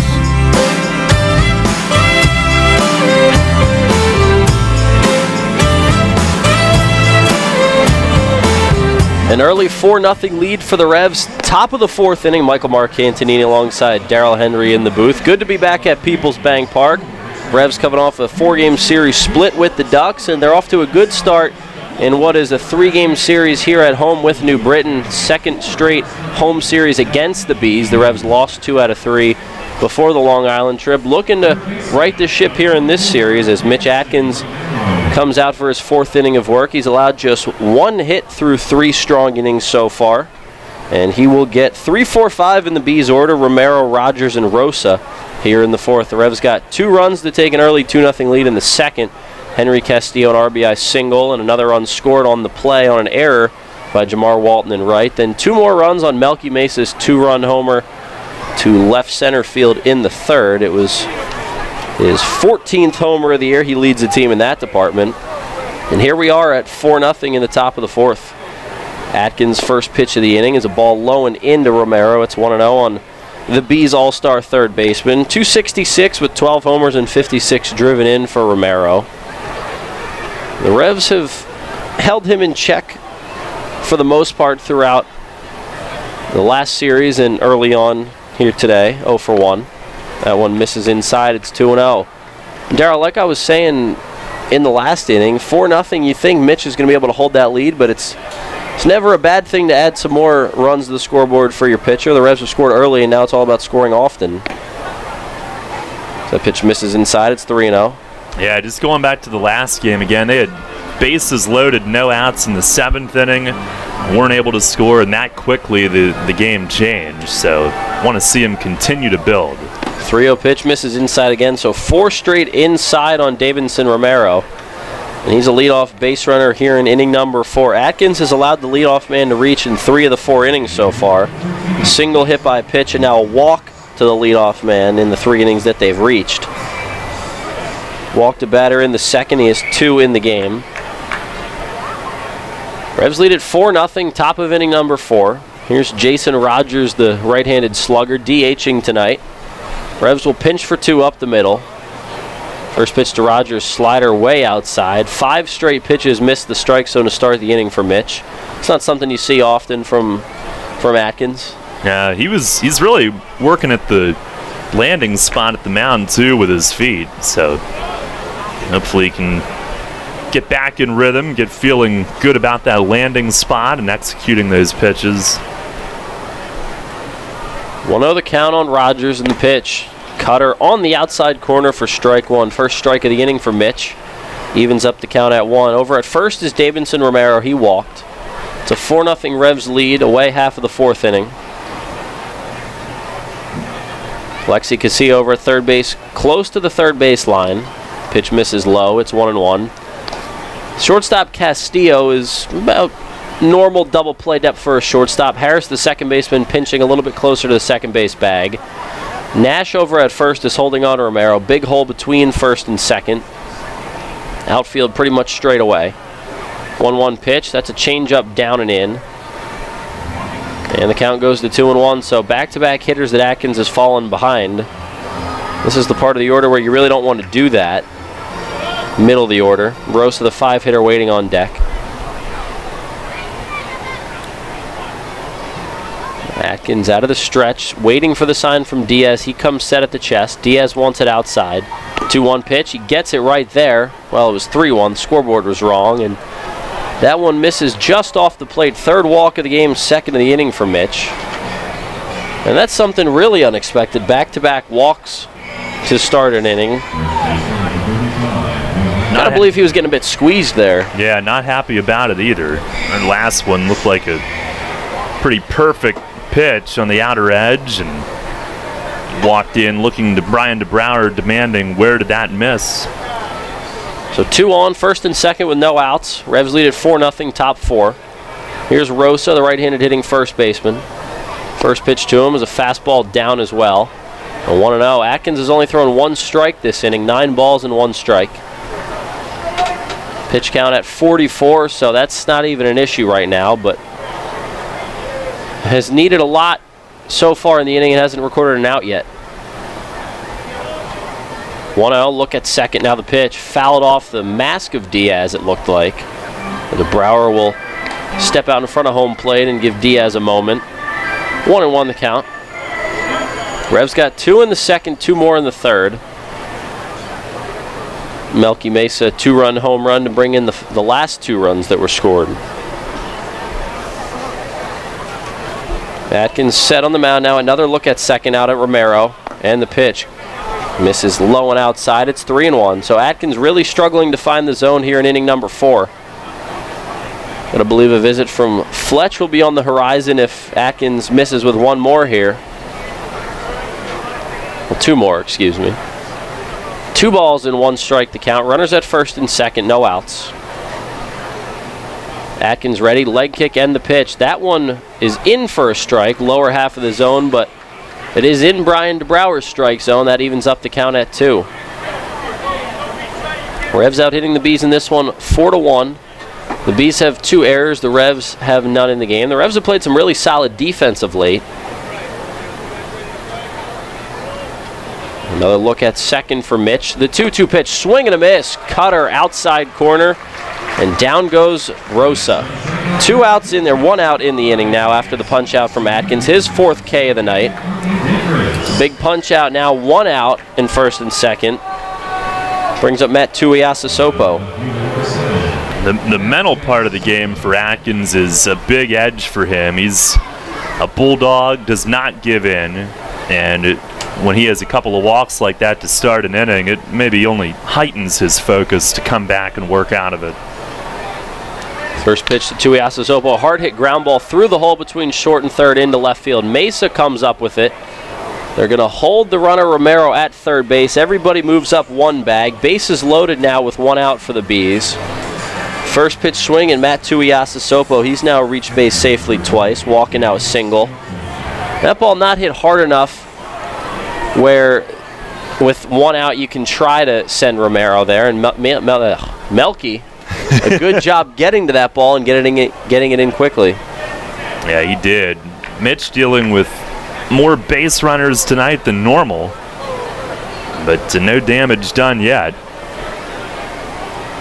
Bases loaded, 1 out. Revs lead at 4-0, top of the 4th. Here's the left-handed hitting catcher, James Skelton, veteran of the Atlantic League.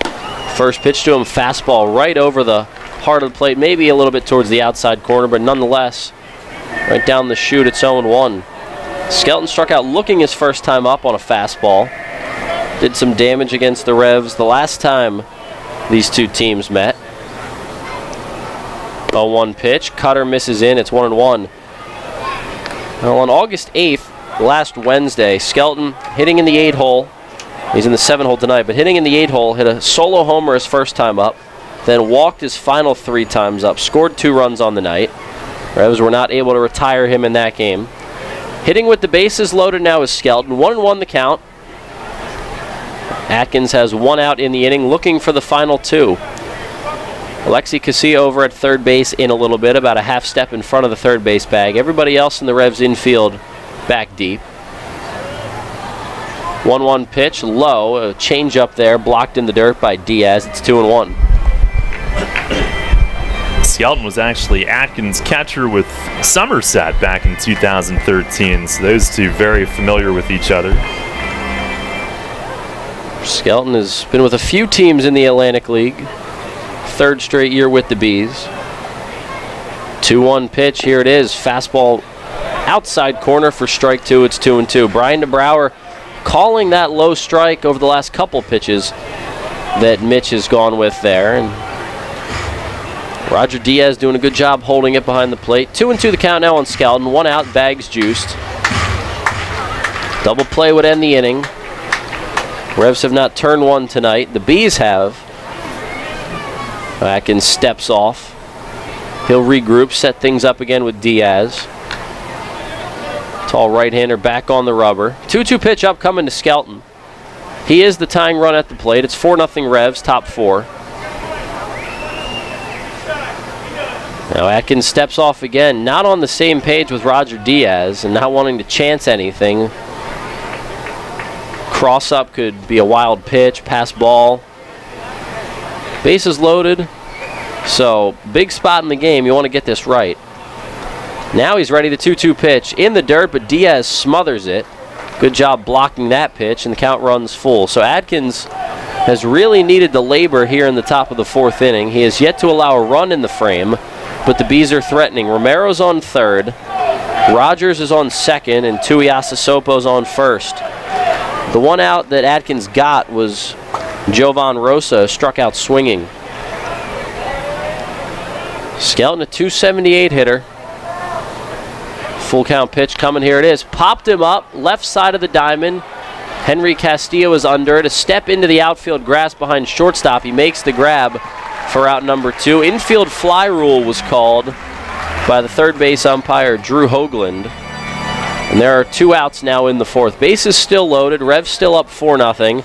It's a big out number 2 on the pop-up, Darryl. Yep, and Mitch just does not cave, does not give in. And he's got that veteran calming presence, but real fire that burns inside of him competitively. We see it occasionally if he gets squeezed on a pitch, and he's sometimes at his best when he's in these jams trying to work his way out. Bases loaded and 2 outs now. Here's the right-handed hitting Vince Condi. First pitch to him. No, this is Jonathan Galvez in the 8-hole. Condi's on deck. Galvez 0 for 1, struck out swinging tonight. Playing second base in the game. 1-0 count. Revs lead at 4-0, away half of inning number 4. Pitch from Atkins. Broken bat, slow grounder out to short. Castillo has it, off-balance throw to first in time to nail Galvez at first base. So Mitch Atkins works around a bases-loaded 1-out jam and does not allow any runs. No runs on 1 hit, no errors. 3 left on in the inning. Bat went flying, I believe, into the Bees dugout. Hopefully everybody's all right. For the time being, it looks like they are. And we'll go to the bottom of the 4th. The Revs still lead at 4-0 over the Bees. Stick with us. Shipley Energy is more than just an energy company. We're a family tradition. Our goal is to provide outstanding customer service and to make energy easy for you. From heating oil and propane to natural gas and electricity, our team can help. We also offer HVAC services, installation, maintenance, and service plans to keep your home safe and comfortable. In addition, our team can improve the quality of water in your home. To learn more, visit ShipleyEnergy.com or call 855-5-SHIPLEY. We make energy easy. You trust AAA to work at every mile. But AAA doesn't just cover your car. They can also cover your home. AAA Home Insurance protects every square foot. And when you add AAA Home Insurance to AAA Auto Insurance, you get more protection and more savings. Insurance that's not just insurance. Talk to your local AAA insurance agent today or visit AAA.com to learn more about AAA Home Insurance. High school football kicks off this month on WOYK. The action starts Friday, August 24th as the West York Bulldogs visit the Central York Panthers. Join Gareth Hissong and Brett Petrak at 6:30 on our brand new WOYK Preps YouTube. Subscribe to WOYK Preps on YouTube to watch live and on demand, also available through WOYK1350.com. The game of the week presented by WellSpan Sports Medicine, starting Friday, August 24th on WOYK Preps on YouTube. This is Paul Fletcher. You're listening to York Revolution Baseball on the home of the Revs, Sports Radio 1350 WOYK. First in York, first in sports.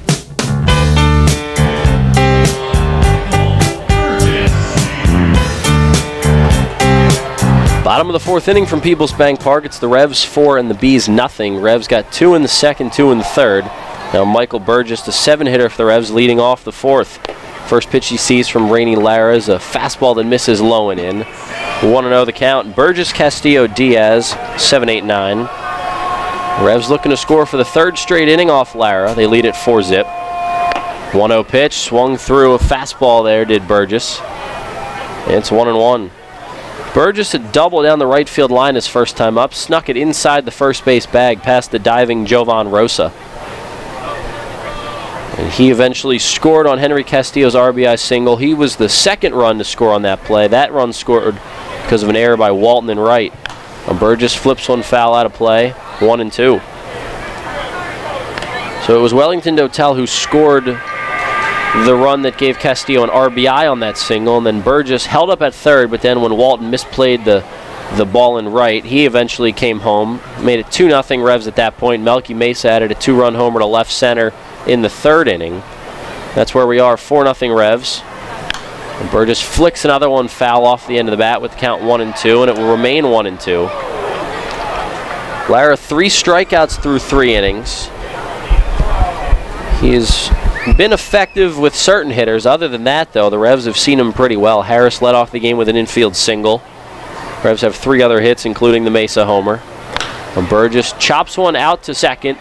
On the run is Galvez. Spins in shallow right, throws to first. He gets Burgess for out number 1. 1 up, 1 down for Lara here in the fourth. And that brings up Henry Castillo, the shortstop.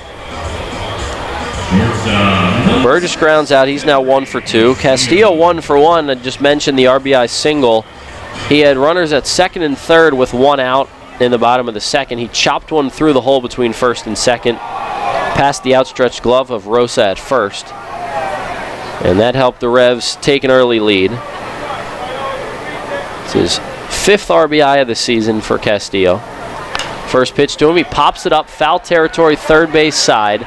James Skelton, the catcher, giving chase, but he'll run out of room. It lands in the first row of seats behind the netting, behind the Bees dugout on the third base line.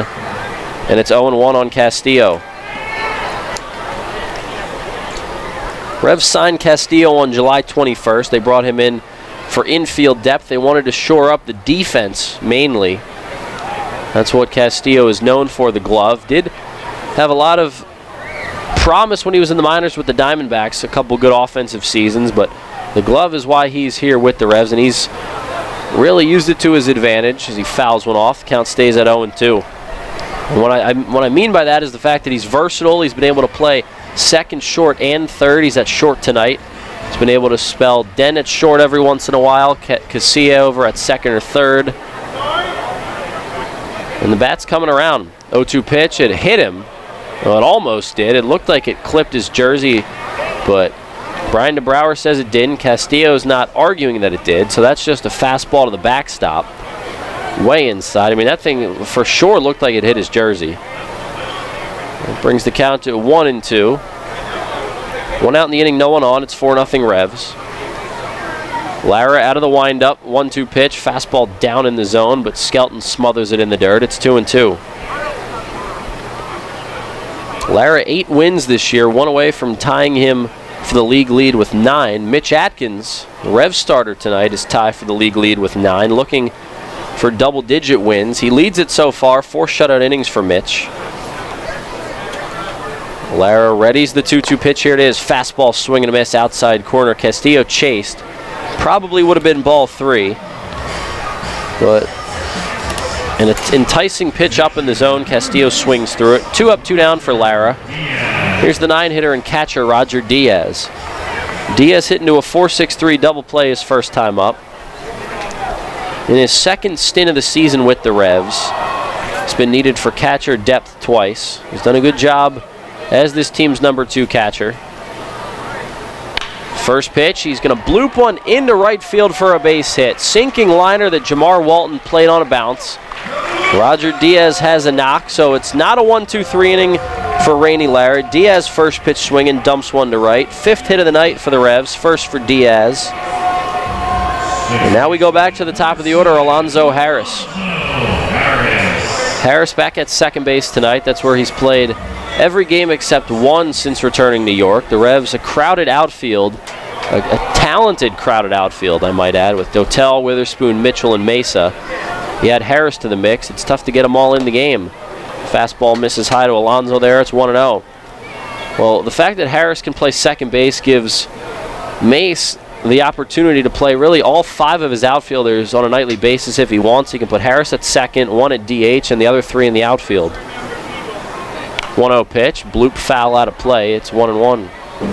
2 outs and Diaz on first. Revs lead at 4-0. Home half of the 5th. Home half of the 4th. Revs looking to cash in on another run, maybe multiple. Diaz, a 2-out single, has prolonged the inning. Harris ready for Lara's 1-1. That pitch low and away, 2-1. 82 on the gun, looked like a changeup from Rainey. And of course it did rain again with Lara on the mound. A lot of rain last time he pitched here in York in the game the Revs eventually won. Comes with the name, I guess. 2-1 pitch to Harris. That one's sent foul out of play. Harris has yet to really get going. This is his 11th game of the season with the Revs. 212 with a homer and an RBI. A solo shot in Long Island. Led off one of the games out there. I mean, the season Alonzo Harris had last year, it's tough to have an encore for that, but I'm sure he knows that he's capable of more and looking to get going as he fights one off the hands there. Count remains 2-2. 2 balls, 2 strikes, 2 outs. Man on first. 4-0 Revs, bottom 4, looking for more. Harris was just 3 for 17 in the Long Island series. That did include the homer. He scored 2 runs. Baseball America's Independent League's Player of the Year last year, as well as the Atlantic League Player of the Year. 2-2 pitch. Fastball misses low and away. It's full. So Diaz will be off on the pitch from first. 3-2, 2 outs. Harris, an infield single his first time up, grounded out his last time. Diaz will be running on the pitch, but it's probably going to take a gapper to score him from first. The 3-2 pitch, Lara waiting. Here it is. Popped up, but foul out of play. Another one fought off by Alonzo Harris. What was that, the 4th or 5th of the at-bat? He's making sure the fans in the seats get some souvenirs tonight. That's for one. Doing a great job fighting off against Lara. Revs up 4-0 on the Bees in game 1 of this 3-game set. We're in the bottom of the 5th inning. Man on first and 2 outs for Harris. Open stance, awaits the 3-2 from Lara. Diaz goes the pitch. Line drive, deep left center field. Going back on it is the center fielder, Ford. He makes the grab in the alley. And the inning is over. Harris hit it hard, but the Revs come up empty in the 4th. No runs on 1 hit, no errors, and a man left after 4 full. The Revs lead at 4-0 over the Bees. We'll go to the 5th and see what Mitch Atkins can do back out on the mound. Have you heard? Royal Farms has gotten the national culinary recognition it deserves. Yeah, in Food and Wine magazine's article, 10 gas station foods across the country that are worth the detour, they put Royal Farms' world-famous chicken at the top of the list. Well, we've always known that Royal Farms has the best fried chicken, but now the whole world knows. So hurry into a Royal Farms to pick up some of their nationally recognized world-famous chicken before the world beats a path to their door. Royal Farms, real fresh, real fast. If you own a tractor-trailer business, then you know the cost of having your rig down instead of on the road. Rivers Truck Center in Red Lion keeps your trucks on the road by providing a one-stop shop for all your trucking needs. Rivers handles full-service truck sales and carries a full line of parts for all makes and models. has their own full-service collision center and provides 24-hour emergency towing and roadside assistance. Check out riverstruck.com for more info. There's a reason Rivers Truck Center has been in business for over 40 years. They really do care. It is easy being green. In York County, trash is safely managed at a waste-to-energy facility where it is used as fuel to produce electricity. The electricity generated from trash is enough to power 20,000 homes. That's enough to light the entire city of York. Learn more at www.ycswa.com. Garbage is power.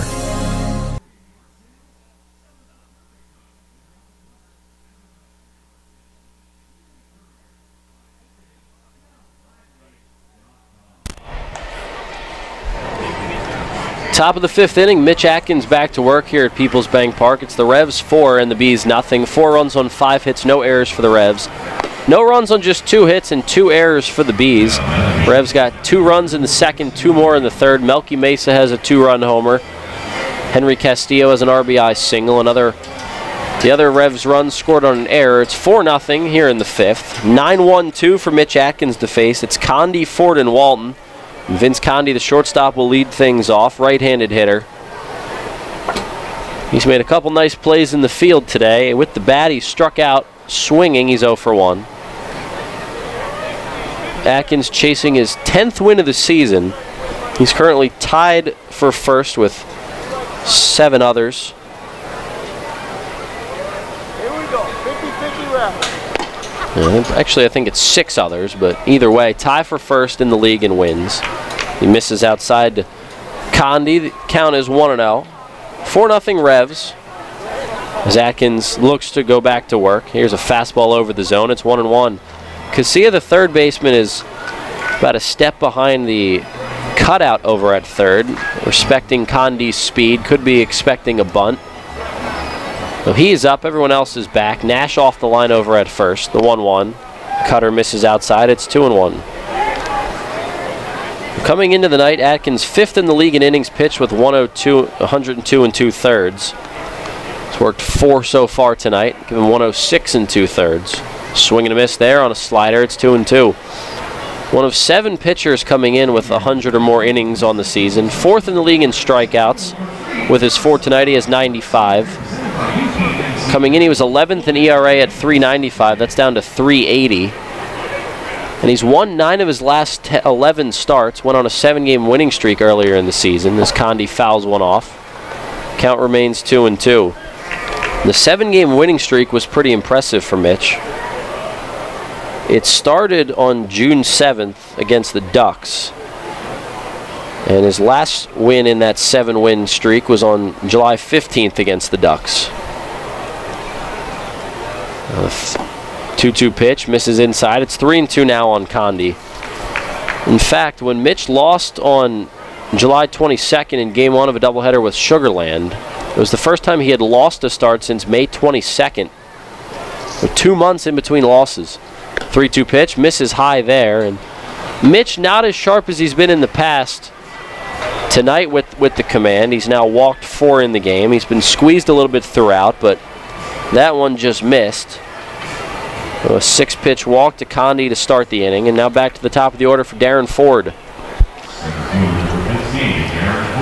Revs holding a 4-0 lead here in the top of the 5th. Mitch Atkins has not shown need for more run support, but the way the Revs bats look tonight, got to imagine they have a few more in the tank. Casilla up at third, Nash holding on Condi at first, man on first with no outs. First pitch slider into the leadoff man Ford is called a strike. Ford reached on a single to start the game, but was picked off first base. Had some words for Brian Miller, the first base ump. 0-1 the count. This is Atkins' first start against the Bees this year. Surprising that he has not seen them yet. 0-1 pitch, good curveball diving down in the zone. Good hold by Diaz, it's 0-2. No outs in the inning, man on first.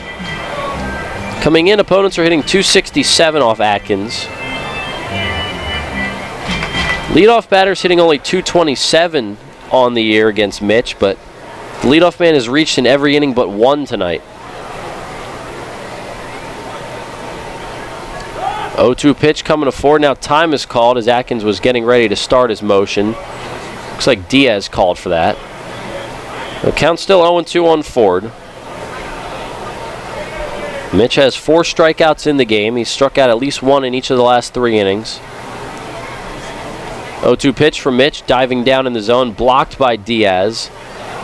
That one was never a strike, but one with 2 strikes, you can always maybe anticipate that the hitter might go after it if it at least looks tempting out of the hand. A waste pitch of sorts there for Mitch. It's 1-2. Double play depth for the Revs up the middle. No outs and a man on first. And pitch off the end of the bat. Might have broke his bat. Blooper into right center. And that's down for a base hit. Condi to second. Single for Ford. He's 2 for 3. And the first 2 batters have reached here in the 5th against Mitch. Revs lead at 4-0, but for the second straight inning, the Bees have at least 2 on, and they have their first 2 men on in back-to-back innings. It was walk in the 4th. It's now walk single here in the 5th. Mitch has not been as sharp as he has been in past starts, but he's gotten the job done. He's pitched really well with runners on base tonight. That's what good pitchers do. With guys on base, they still throw their game. First pitch to the left-handed swinging Jamar Walton is fouled past the Revs dugout. It's 0-1. Walton in right field again tonight, hitting .274 on the year, 9 homers, 43 RBIs. He's lined out to right and flown out to left. 0-1 the count. Runners at first and second, no outs. It's 4-0 Revs, top 5. Atkins checks second.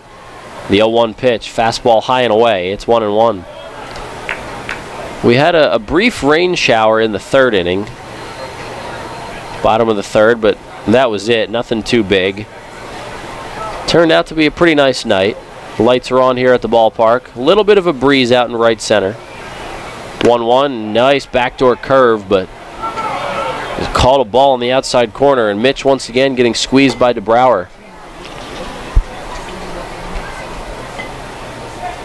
2 balls and a strike. Walton ready, open stance from the left side. Runners at first and second. The pitch from Mitch, good cutter there, in on the hands. And it's 2-2. It's Vince Condi out at second. He led off the inning with a walk. Ford singled, he's at first. The shortstop Castillo's doing everything he can to keep Condi close to the bag. Big hole between short and third because of it. 2-2 pitch, swing and a miss. Good breaking ball from Mitch. Strikeout number 5, and he has out number 1 here in the 5th. So after the walk and a single, he gets Walton to swing and miss at that pitch. And now has 1 or more strikeouts in 4 straight frames. That brings up the 3-hitter Davidson Romero. Bees have just 3 hits in the game. They've gotten base runners other ways, though. Atkins has hit a batter. He's also walked 4. But none have crossed the plate against Mitch tonight. It's 4-0 Revs. Romero with runners at first and second and 1 out. The pitch. First pitch swinging, laces one foul down the left field line. Off one of the seats out in left field, and it bounces into the Bees bullpen. Somebody caught that on the fly. Counts 0-1 on Romero.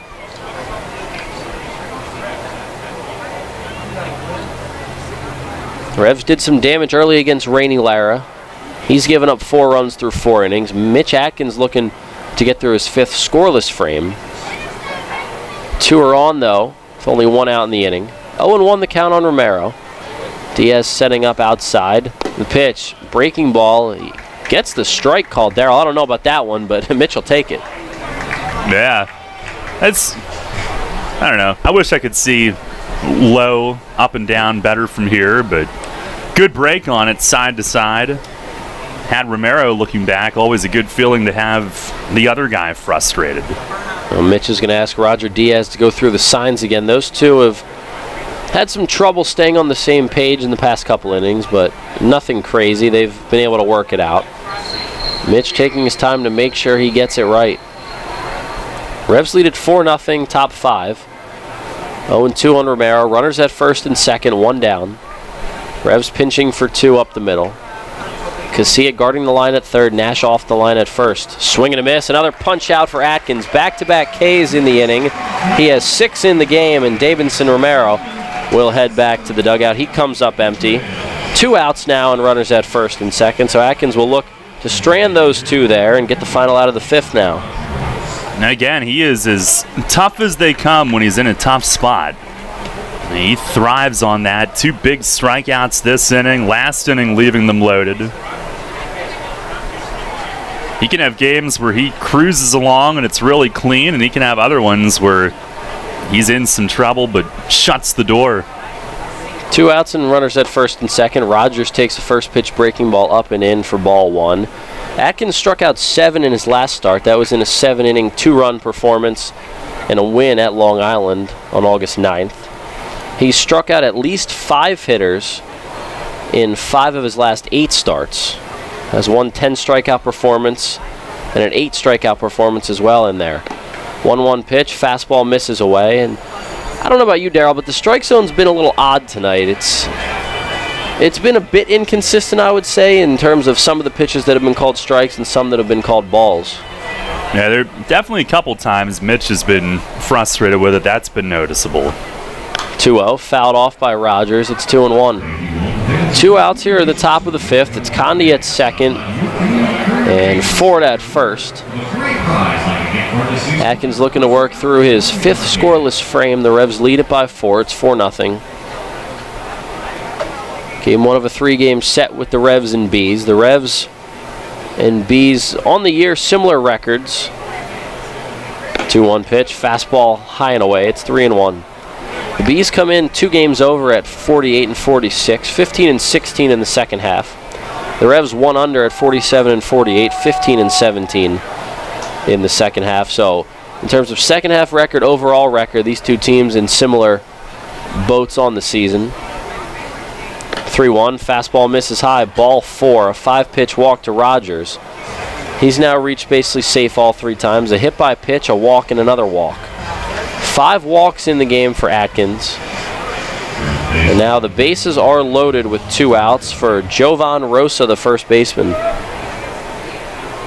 That's really the only thing that is different about this outing tonight for Mitch. That is way more walks than you're accustomed to seeing from him. He certainly relies on control to go with his good stuff. Just a little bit out of sync tonight. A little bit out of rhythm, I think, with Diaz as well. But again, he's able to work out of it. Previous season high in walks for Mitch was 3. He gets a swing and a miss there from Rosa on a pitch outside corner. It's 0-1. The bases are loaded with 2 outs. Revs up 4-0 in the 5th.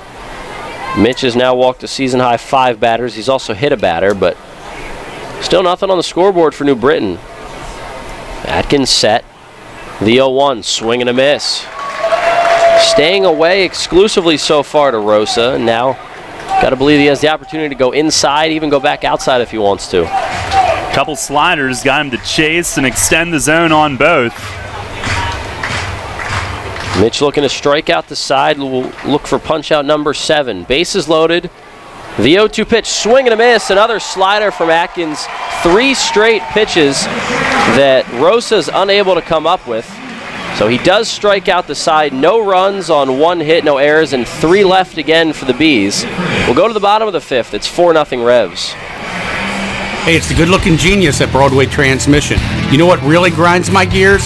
Perfectly good cars being thrown away just because the transmission went bad. My mind slips into overdrive when someone says, I'll just get a new car before I spend that kind of money on a transmission. What? According to Kelley Blue Book, the average price of a new car is $32,000.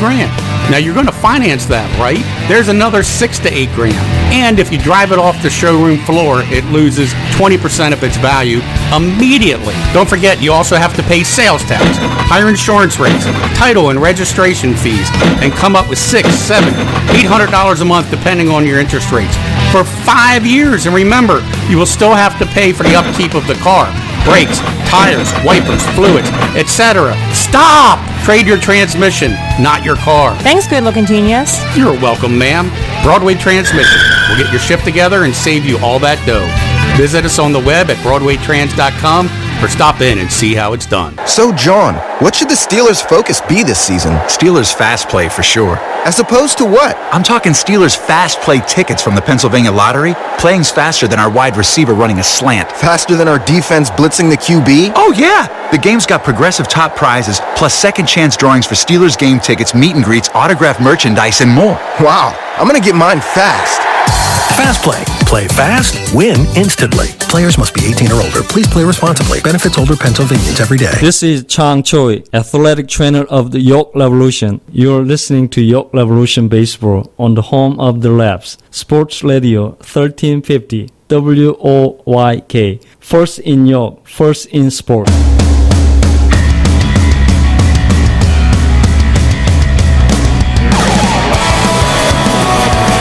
4-0 Revs, bottom of the 5th inning. 4 runs on 5 hits, no errors. No runs on 3 hits, 2 errors for the Bees.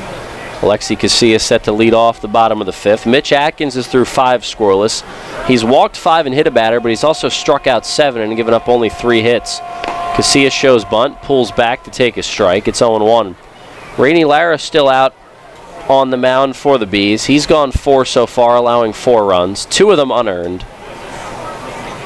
The 0-1 to Casillas, chop foul down the third base line. Polo handles it down the third base line. It's 0-2. Casillas starting tonight after missing the last 2 games in Long Island. 0 for 2, grounded out in the first, and in the third reached on an error, eventually scored a run on Melky Mesa's homer. Now he slaps one through the 5.5 hole into left field, a base hit. So good at just punching one the other way, not trying to do too much, just rolled one on the ground. He gets that one into left field for a base hit. So Casillas on for the second straight time, his first hit of the night. I was just talking about Melky Mesa, who brought in Casillas on the 2-run homer his last time up. It was Mesa's 14th home run of the season. That's good enough to lead the team. He now has 59 RBIs this year, along with a batting average over .315. Mesa now at .318 on the year. First pitch, fastball low in the zone, and it's 1-0. Casillas over at first, Mesa at the dish. No outs in the inning. The Revs lead at 4-0 over the Bees.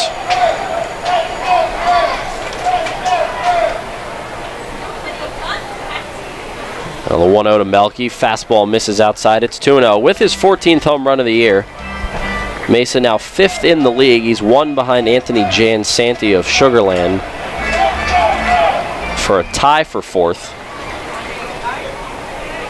4 away from 3rd place.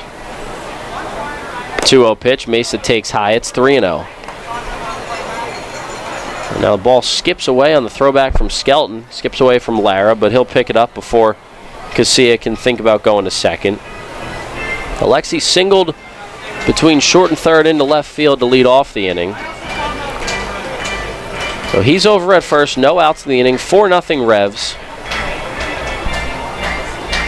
3-0 on Melky Mesa. He homered his last time up, walked his first time up. Bees having trouble getting him out. Left-hander Chris Reed warming up in the Bees bullpen now. First pen action of the night that we've seen. Nobody up in the Revs pen. 3-0 to Melky, taking all the way. It's a strike on the outer half. 3 balls and a strike now. Casillas still at first. No outs. Mesa looks to do some more damage.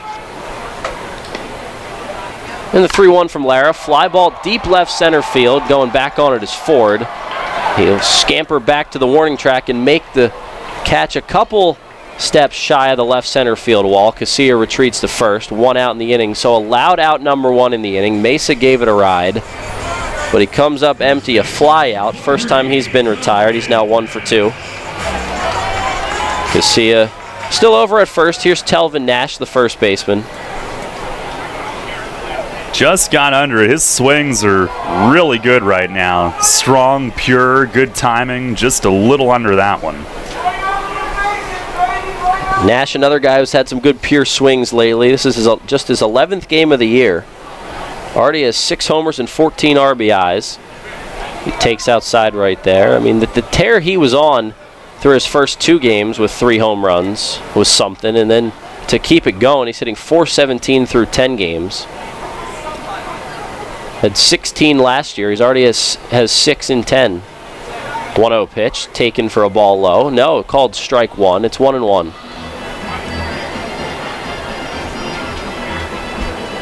1 out in the inning, Casilla on first. Revs lead at 4-0. We're in the bottom of the 5th. 2 runs in the 2nd, 2 more in the 3rd. Lara readies the 1-1, a look at first. The pitch to Nash, staying away. A breaking ball misses low and away. It's 2-1. Nash was 6 for 15 with a pair of homers, a double, 4 driven in, and 4 runs scored in the Long Island series. Guy just keeps hitting. Started the year in Mexico, then was training in Canada before joining the Revs.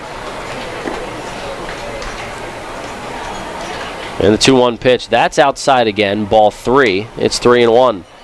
Chris Reed, the left-hander, continues to loosen up for the Bees down the left field line. Lara has not had much success against the Revs. You go back to his last start just a week ago and now tonight on the losing end again. The Revs have seen him well. Rest of the league, not so much.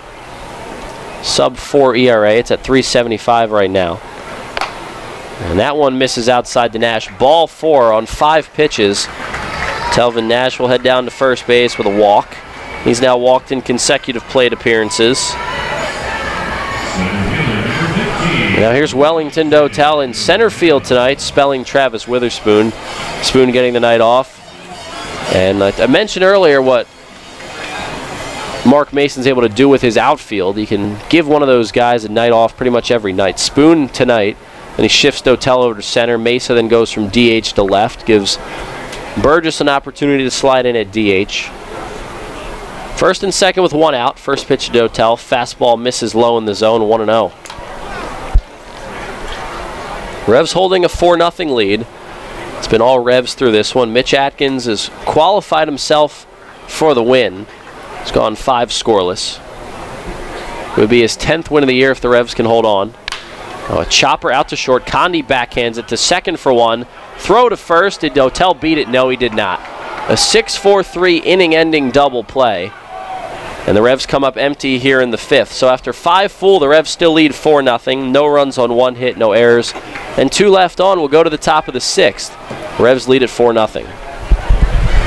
You know, something funny happens when people buy their dream home. They can both look at the same thing and see it in an entirely different way. He sees a man cave, while she sees an art room. Hi, my name is Ryan Scott with J.G. Wentworth Home Lending, and this has become a common theme from our happy customers. With our competitive rates, quick process, and close-on-time guarantee, why would you choose another mortgage company to finance your dreams? Call us today at 855-JGW-LEND so we can get you on your path towards home ownership. J.G. Wentworth Home Lending will take care of all the details of purchasing your home so you can focus on what to do once you move in. You know, will that great backyard be a beautiful garden? Or a beautiful new pool?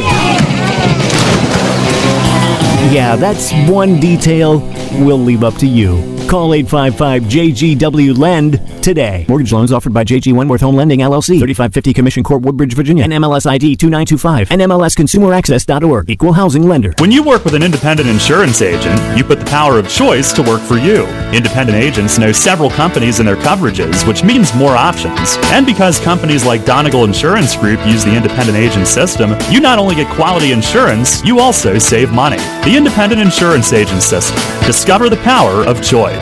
Contact Kochman Kunkel Insurance at 717-854-0300 or stop in at 3217 East Market Street, York. Locally owned and operated by Pam and Rudy Kochman. Kochman Kunkel Insurance. Listen live, on demand, and on the go. Download the new WOYK app on the Apple and Google Play stores today.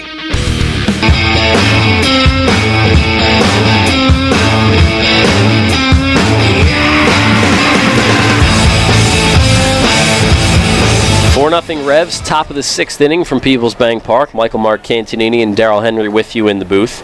6, 7, 8, Tuiasosopo, Skelton, and Galvez for Mitch Atkins to face in the 6th.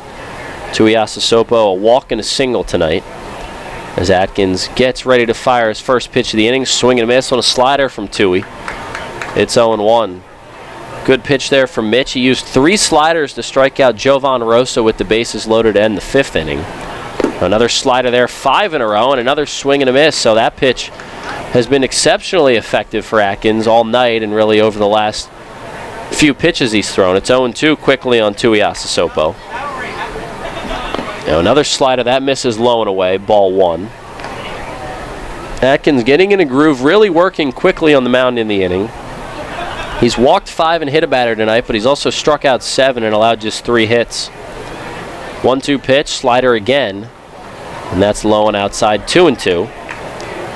Tuiasa Sopo, the average down under 230 on the season, but he has 5 homers, 1 of them against the Revs, 22 RBIs. 2-2 pitch, fastball fouled back. And the count remains even at 2. The Bees threatened in the 4th and 5th innings against Atkins. They left the bases loaded in both innings. Atkins has been squeezed by home plate umpire Brian DeBrouwer a bit tonight, but he hasn't let it ruin his night. He's not allowed to run. That one's fouled off by Tui again, and it remains 2-2. Tuiasa Sopo homered in the last series between these two teams at Peoples Bank Park. Had a really nice game 1 of the series, and an RBI ground out, a 2-run homer, and a double in that win for the Bees. Curveball misses inside. It's 3-2. So Atkins runs another full count. His team up 4-0, top 6. Revs got 2 runs in the 2nd, 2 in the 3rd, but that's it. 3-2 pitch, swing and a miss, slider low and outside corner. Punch out number 8 in the game for Atkins. First time he's got Tuiasa Sopo tonight. And Mitch keeps rolling 5 1/3 shutout frames. And that slider, Darryl, has been deadly. It has. That's been definitely a swing and miss pitch for him tonight. It's been as big as we've seen it bite here this season. And that's a big pitch there to have an inning where he doesn't have to deal with the leadoff man on right away. Here's James Skelton, the catcher. 1 out, no one on. First pitch swinging, foul tip into the glove of Diaz. It's 0-1. So 8 strikeouts in the game for Mitch. He's punched out Rosa twice. No one else more than once, but Ford and Rogers, the only 2 in the lineup for the Bees that have not struck out tonight. 0-1, fastball misses outside. It's 1-1. Atkins in his 19th start of the year, really rolling. Now with 99 punch-outs on the season.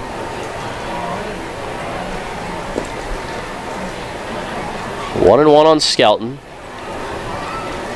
Pitch, fastball low in the zone, but called strike 2. It's 1-2. 4-0 Revs, top 6, as Atkins continues to deal.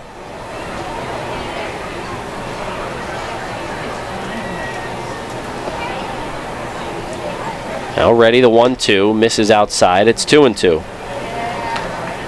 So Atkins has now struck out at least 7 in 3 straight starts. Had 8 on August 4th against Southern Maryland, 7 in his last start against Long Island on the 9th. Now 8 here tonight.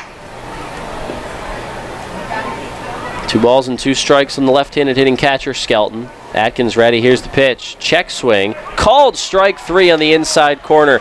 Strikeout number 9 in the game, strikeout number 100 on the season for Mitch Atkins. And he's rolling here tonight against the Bees. 5 2/3 scoreless. And the strikeout pitch continues to work. 3 punch-outs in a row. He's fanned 5 of the last 6 hitters, and the Bees can't touch him.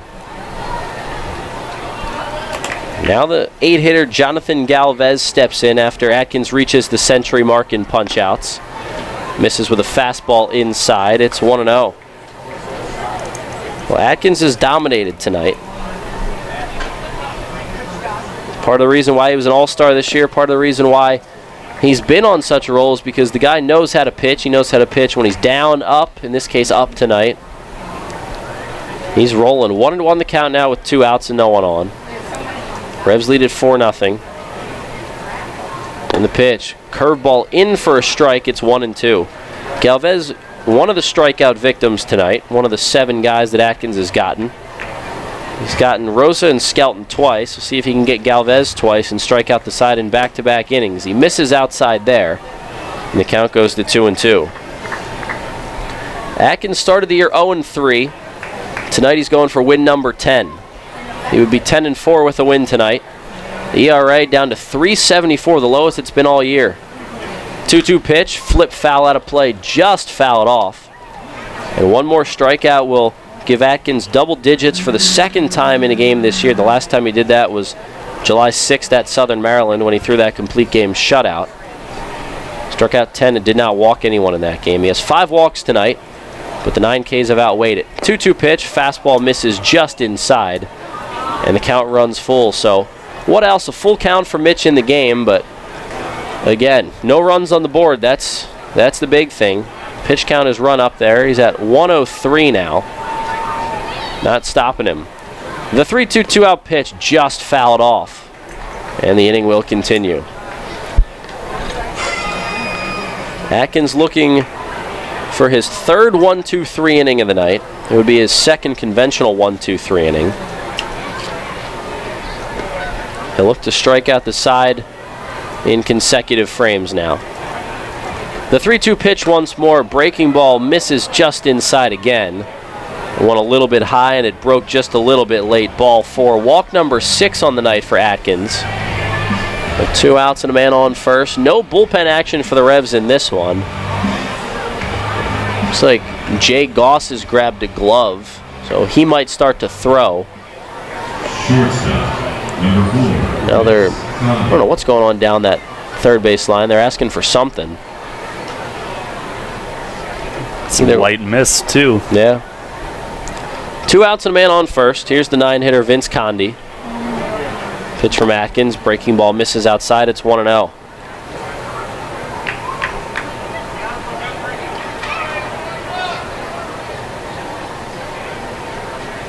Atkins has now struck out 7 or more 7 times this year with the 9 tonight.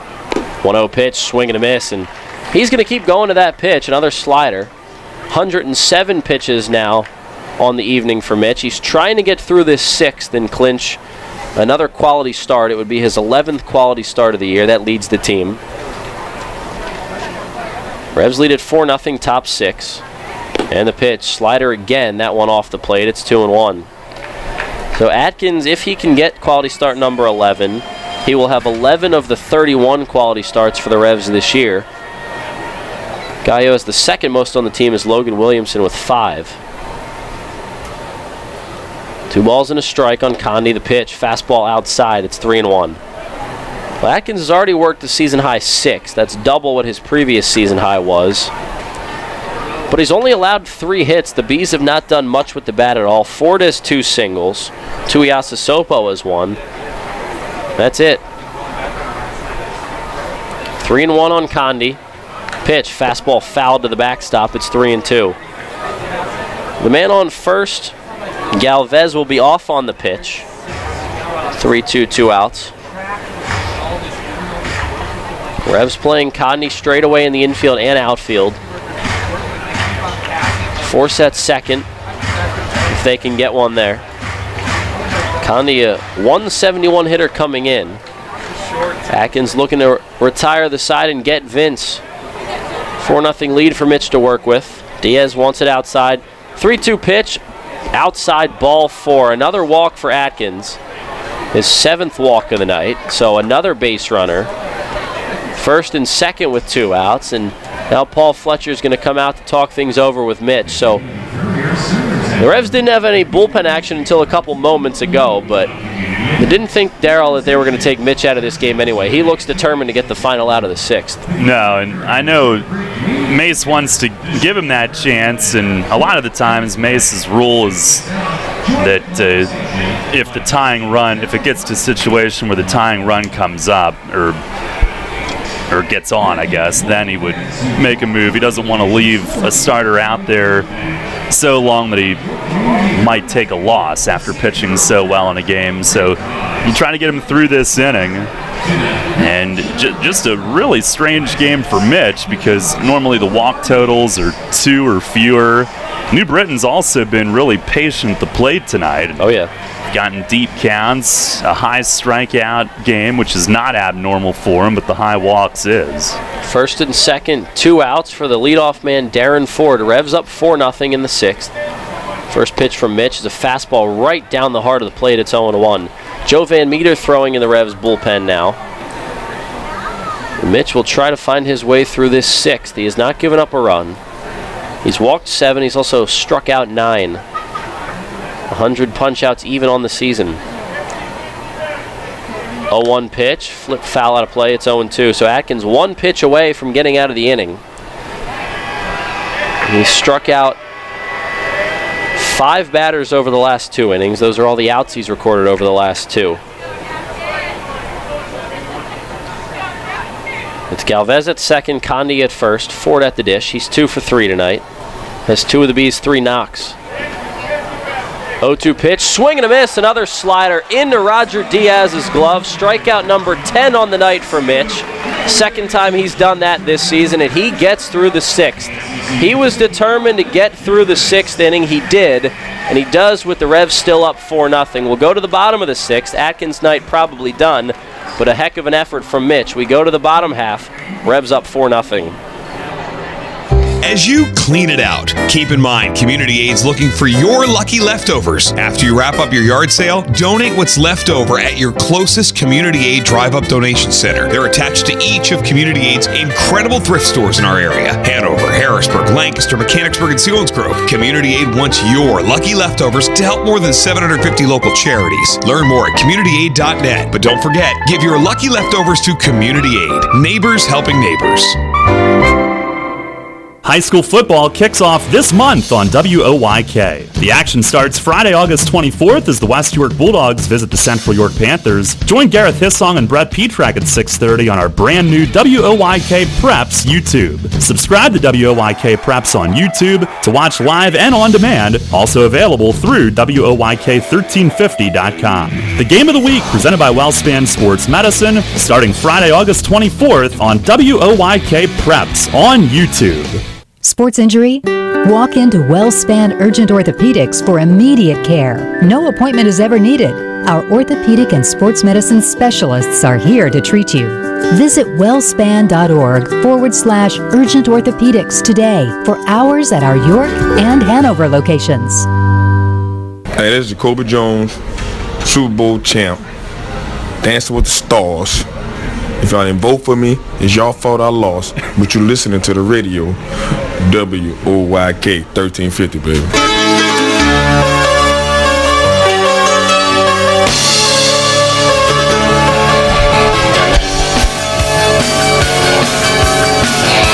It wasn't easy, but Mitch Atkins got through the 6th inning without a run coming across the plate. He stranded 8 runners over the last 3 innings. He struck out 10 in the game. He's walked 7 and hit a batter. But through 6 innings, no runs on the board for the Bees. It's 4-0 Revs as Jared Mitchell gets set to lead off the bottom of the 6th. Brandon Beachy takes over for Rainey Lara, who worked the first 5 innings tonight. Pitch count really ran up for Lara. 104 pitches, 62 strikes in the game. He's done after 5 innings, gave up 4 runs, only 2 of them earned. He'll turn it over to Beachy, who just recently signed by the Bees. First time the Revs are seeing him this year. The first pitch is a ball low in the zone. It's 1-0 to Mitchell. And Beachy, a former major leaguer, I'm sure a lot of you listening remember the name. A few years with the Braves, a couple really good years. Had a sub-4 ERA in a year where he made over 20 starts. Last appeared in the big league game with the Dodgers in 2015. 1-0, that misses low. It's 2-0. And for the Revs, it's Mitchell, Burgess, Castillo, 6, 7, 8. As Beachy goes to work.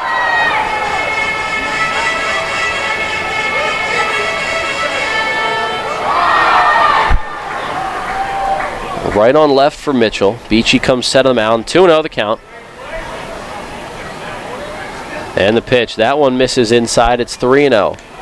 So Beachy, the newest B, 6'2", 220. Right-hander from Marietta, Georgia. Got the pitch for his hometown Braves. Was a big prospect coming up. Was last in the Dodgers organization in 2016. Had some arm problems. Missed a full big league season in 2014. He misses outside to Mitchell there. It's 3-1. But when Beachy was on, he was on for the Braves back in 2011, 2012 for a Braves team that was pretty good back then. 3-1. Mitchell pops it up sky high, left side of the infield, foul territory. Third baseman Romero under it. He makes the grab. And Mitchell retired for the first out here in the 6th. Revs up 4-0. They got 2 runs in the second, 2 in the third. They haven't really needed any since because Mitch Atkins has been so good. And Darryl, how often do you see a game where a pitcher walks 7 and hits a batter and does not give up a run? I cannot think of one. I do smell a game note, though. Oh, I mean, this is wild. This is big stuff. 10 Ks, second time he's done that this year. 7th time with 7 or more strikeouts. His 11th quality start. That is if he's done after the 6th, it would be official. Burgess' first pitch from Beachy, low and away. But to walk 7 and hit a batter and not give up a run, you got to let that sink in for a little bit. Yeah, and he was able to overcome it because only 3 hits tonight, and every time he got into trouble, he just made big pitches time after time. Not a lot of balls put in play either. 1-0 to Burgess, way inside and low. It's 2-0. He is the 5th in Revs history to have 2 10-strikeout games in one season. And the last to do it was Micah Owings 2 years ago. Also Chris Cody in 2013, Matt DeSalvo back in 2011, Ryan Bearlocker in 2007. Atkins only allowed the Bees to put 10 balls in play tonight over 6 innings. That's pretty impressive stuff right there. As many balls in play as strikeouts. 2-0 to Burgess, misses inside, 3-0. I'm going to have a field day tomorrow with these notes. Yeah. And the gears are turning already, huh? Yeah. Writing stuff down as we speak. And a 3-0 to Burgess, in for strike 1. It's 3-1.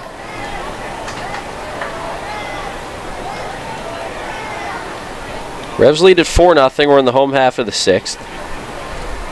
Game feels like it should be a little bit later on in this one, but so many walks and strikeouts. There's been a lot of deep counts. A lot of time has gone by. 3-1 to Burgess, fouled back to the netting.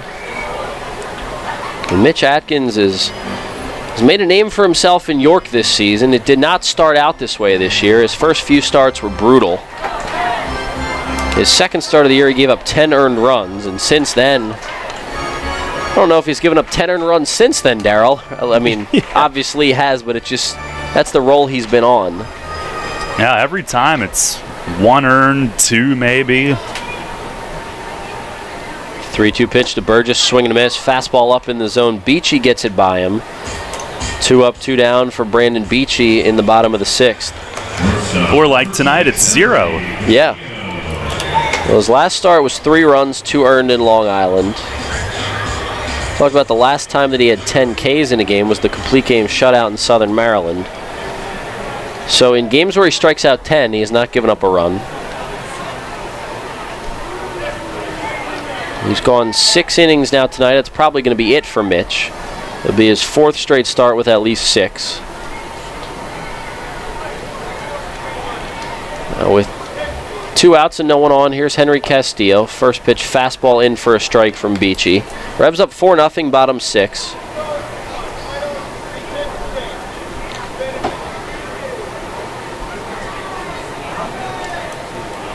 Castillo ready. Count 0-1. Skelton wants it low and away. And the pitch, breaking ball misses high, ball 1. It's 1-1. So with going 6+ innings tonight, Atkins has now gone at least 6 innings in 8 of his last 9 starts. That dates back to June 25th. Sam Hervasio warming up in the pen for the Bees now. 1-1 pitch to Castillo. That one's down. Castillo brought the first 2 runs of the game home for the Revs. An RBI single in the second. Brought home Dotel. And Burgess scored from second on that play because of Walton's misplay in right field. Castillo got his 5th RBI of the year. Mesa added a 2-run homer later in the game. That's all the scoring, 4-0 Revs. Beachy set on the mound, right-hander delivers. This one popped up left side of the diamond. Foul territory, Romero ranging over. He makes the grab. That's a 1-2-3 inning for Brandon Beachy. Pop-up, strikeout, and pop-up.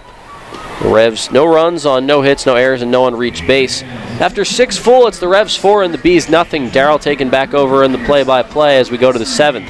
Stick with us on Sports Radio 1350 WOYK. Money and business are essential to the strength of a community. So is cheering and celebration and music and fun. That's why York Revolution games, concerts, youth sports, special events, and more happen at a place called People's Bank Park. People's Bank has been serving York County for more than 150 years. Always cheering, always celebrating, always committed to the things that make York County great. And to you having a great time at People's Bank Park. People's Bank, member FDIC, equal housing lender. Planning your next visit to York? Book your stay at Courtyard by Marriott. Conveniently situated near local businesses, shopping, dining, downtown, and local attractions, Courtyard by Marriott features a state-of-the-art lobby, inviting flexible spaces to work or relax, free Wi-Fi, our well-equipped fitness center, and the Bistro, offering healthy options and refreshing choices, including Starbucks and an evening bar. Your stay is sure to be more comfortable, productive, and enjoyable than ever before. Courtyard by Marriott, 2799 Concord Road in York. Book your stay at 717-840-7840. You'll always hit it out of the park with great Best Yet products from your neighborhood SureSave stores. Like party platters with $18.93 deli items. Team up Best Yet hot dogs with Best Yet kettle cooked chips. And get Best Yet 12 packs of soda and Best Yet Rising Crust pizzas at Saubles Markets in Shrewsbury, Stewartstown, Whiteford, and East York. And at Nell's Market Fresh Foods in Spry. Hi, this is United States Olympic gold medalist Jenny Finch. You're listening to York Revolution Baseball on Sports Radio 1350. WOYK. First in York, first in sports.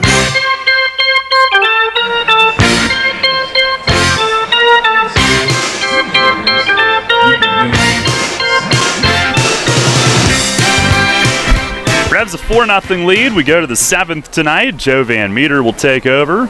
Pitching change is brought to you by Maple Donuts, as Walton, Romero, and Rogers will come to the plate. Mitch Atkins tonight, 6 scoreless, 3 hits. They were all singles. 7 walks, 10 strikeouts.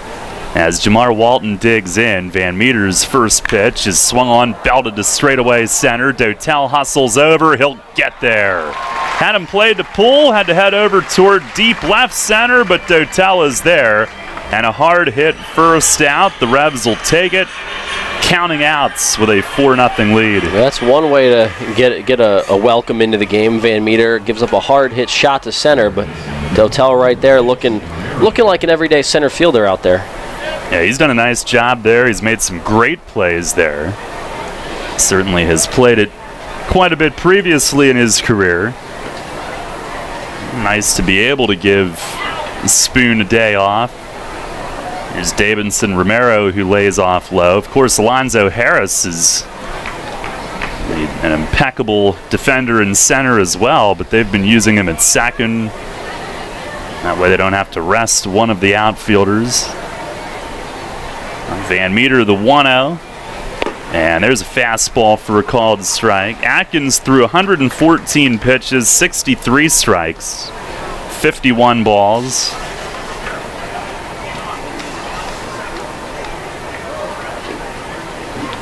Now the 1-1.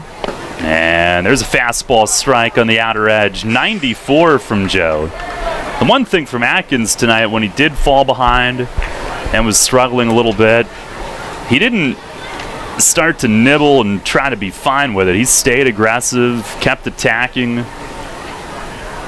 and by doing so, only 3 hits given up.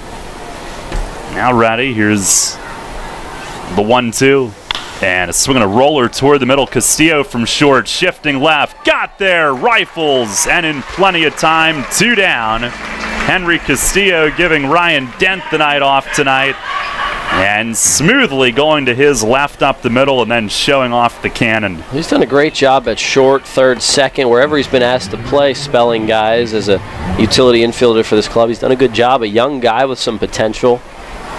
Looks smooth up the middle. And that'll bring up Jason Rogers. No at-bats tonight, but on base 3 times. Hit by pitch, 2 walks. First pitch here is down and away. 4 runs, 6 hits, no errors for York, no runs, 3 hits. 2 errors on New Britain. 2 of the Revs runs unearned. Here's the 1-0. And a swing and a high fly in right center. Mitchell will circle and come in. And fairly shallow in right center. He is there. Makes the catch. 1, 2, 3, 7th. And a quick one for Joe Van Meters. Stretch time here at the bank. It's the Revs 4, the Bees nothing. Rutter's has all your favorite seafood options. Tavern battered cod sandwich, crispy fried shrimp with bada bing dipping sauce, flavorful crab and corn chowder, just to name a few. Rutter's Seafood. One try and you'll be hooked. Rutter's. Why go anywhere else for seafood? Planning your summer vacation? Looking to take care of those long overdue home improvements? Hello, I'm Tara Hauser, Vice President of Marketing at First Capital Federal Credit Union. Make all your dreams come true with a home equity loan from First Capital FCU. For a limited time, take advantage of a 7-year home equity loan of $10,000 or more with an annual percentage rate as low as 3.99%. Visit firstcapitalfcu.com or stop by any branch to apply. First Capital, putting you first. Federally insured by NCUA. Equal housing lender. First Capital Federal Credit Union. Columbia Gas of Pennsylvania delivers natural gas to 423,000 customers. Our commitment is to do it reliably, efficiently, and most importantly, safely. If you smell, hear, or see any sign of a natural gas problem, evacuate immediately and call 911 from a safe location. The most obvious indication of a problem in your home would be a rotten egg odor. For more information on natural gas safety, visit ColumbiaGasPA.com. Columbia Gas of Pennsylvania, reminding you about natural gas safety. Rutter's Hot Dog Extravaganza is here. Rutter's Kunzler hot dogs and brand new corn dogs are only 2 for $2. Our amazing Kunzler bacon wrapped cheddar dogs and sausages are only 2 for $4. Earn 2 cents on fuel for every deal purchase. Must scan rewards card. Rutter's, why go anywhere else? You're on the home of the Atlantic League champion York Revolution. Sports Radio 1350 WOYK, York.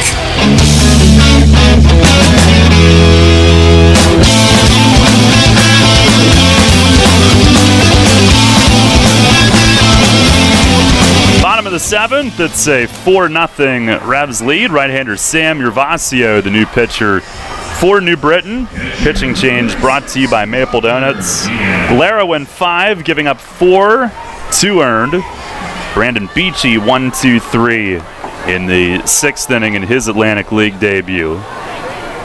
And now Gervasio is in. Roger Diaz is up. Diaz 1 for 2 tonight. Harris and Casilla will follow. Gervasio, the man of the side of the head cap, fires and a slider misses outside for ball 1. I don't know how it stays on his head, but it manages to. He's got the ear ring glistening as well, the 1-0, and a slider a little high. He's 0-2, but he's got a 2.20 ERA in 39 outings, including a spot start earlier in the year against York. Couple saves for him. He's had a great year. Pitch is high again, 3-0. 45 innings, just 32 hits, 60 strikeouts, only 17 walks. 3-0, and he slings that one in for a strike. Very strange delivery, high leg kick, little hesitation on the stride. He looks like he's got his front hip open and like he lands open. Pitch is just high, and Diaz works his way on. Leadoff walk, and he's on base twice out of the number 9 spot tonight. Now we go to the top of the order, and Alonzo Harris. Zoe is 1 for 3, infield hit back in the 1st inning. Revs a 4-0 lead here on our York Mitsubishi out-of-town scoreboard. Lancaster leads the Road Warriors 5-1 in the 5th. Seems like that's the only team they play anymore. Gervasio deals, and it is just outside for ball 1. Somerset and Sugar Land scoreless in the 3rd in Texas. And Long Island's 3-game winning streak being threatened. The Blue Crabs are up 8-3 on the island in the 7th. Pitch is a breaking ball. That just missed away. So a 2-0 count on Harris after the leadoff walk to Diaz. Revs offensively have taken 3 walks at the plate tonight, all from Lara. Gervasio the stretch, the 2-0, and it is outside. He's a ball away from having the first 2 reach.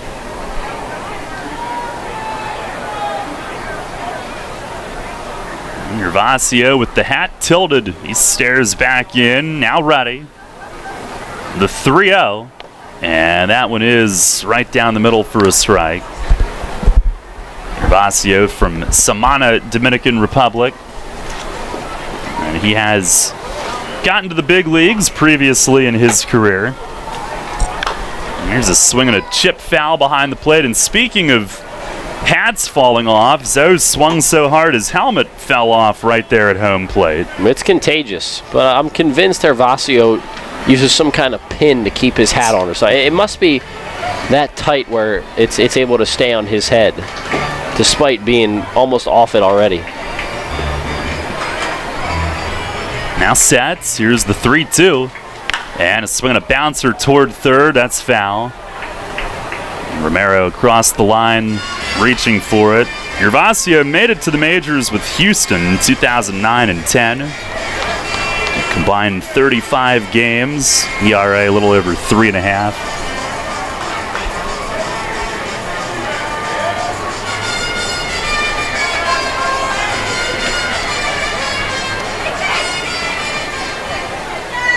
Now ready once more. Another 3-2. And it's down and away. Harris works his way on. Back-to-back walks to start the inning. And Alexi Casilla coming up, either looking to hit a run home or maybe even play small ball and move them up. Well, insurance run would be huge. The Revs have proven they can score off Lara, but then didn't do much against Beachy. Now a chance to take advantage of Gervasio coming out of the bullpen. First time seeing him tonight, and Casilla hit last time. This is one of those cases where I'm sure he's just going to try to place one, slot one through a hole, or chop one up the middle. Tonight 1 for 3, has a run scored as well. First pitch he does square, bunts toward third but foul. Alexi early in his career, one of the top bunters in the American League with the Twins. He's got 2 sack bunts with the Revs this season. York not a team that does a lot of it. Seems like Mace has done less of it in recent years. Here's the 0-1. Squares again, and it bends down and in, and he goes spinning and tumbling away from home plate. That, as he squared, started to run in toward his knees. 2008, he led the American League with 13 sacrifice bunts. He's on some playoff teams with the Twins. Hit .281 that year. Corners in. Here's the stretch, the 1-1. And he pulls back, and it misses down and in. Casillas as good as anyone in the league at showing bunt and then pulling back to take a ball. Is, you know, really anyone I've seen. He's so good at knowing what pitch is going to drop in for a strike, which one's going to end up low or high. And he really waits till the last second to pull back and really looks the pitch in. Gervasio, the stretch. Pitch to him, he swings, slaps it on the ground at short. Diaz runs in front of it, and Conde juggles and has no play. Bases loaded with nobody out, and Conde charging with the runner running in front of him, and he boots it, can't hang on. It'll be an error on the shortstop, and the bases are loaded with nobody out here in the bottom of the 7th inning. Pitching coach Mauro Gazzo will pay a visit. And they're loaded for Melky Mesa as the Revs try to blow this thing open. The Bees' defense has not looked good tonight, but it's more so the Revs taking advantage of the walks than anything. The Bees were not able to take advantage of 7 walks. With the Revs doing so, what is it, 5 times they've walked now in the game? I think it's 5. 5, yeah. Yeah, so that's what it's all about, taking advantage of the walks and missed plays. They've done a good job. Well, it will be an infield hit, actually. They look at it a second time. Casilla would have beaten it out, as they determined. So they are loaded for Melky, who's 1 for 2. 2-run homer back in the 3rd inning. His 3rd in the last 5 games. He's also reached on a walk tonight. Revs trying to bust this one through. 4-0 the lead. Here's the stretch from Gervasio. First pitch is swung on, popped up foul. Catcher Skelton racing toward the screen, and he drops it. Running over toward where the bat boy sits near the Revs dugout, tried to make the grab with his glove turned upward, and it bounced right off. And Mesa still with life. Gervasio is very upset as he kind of mopes back toward the mound. He tried to catch the throw from the umpire barehanded and dropped it.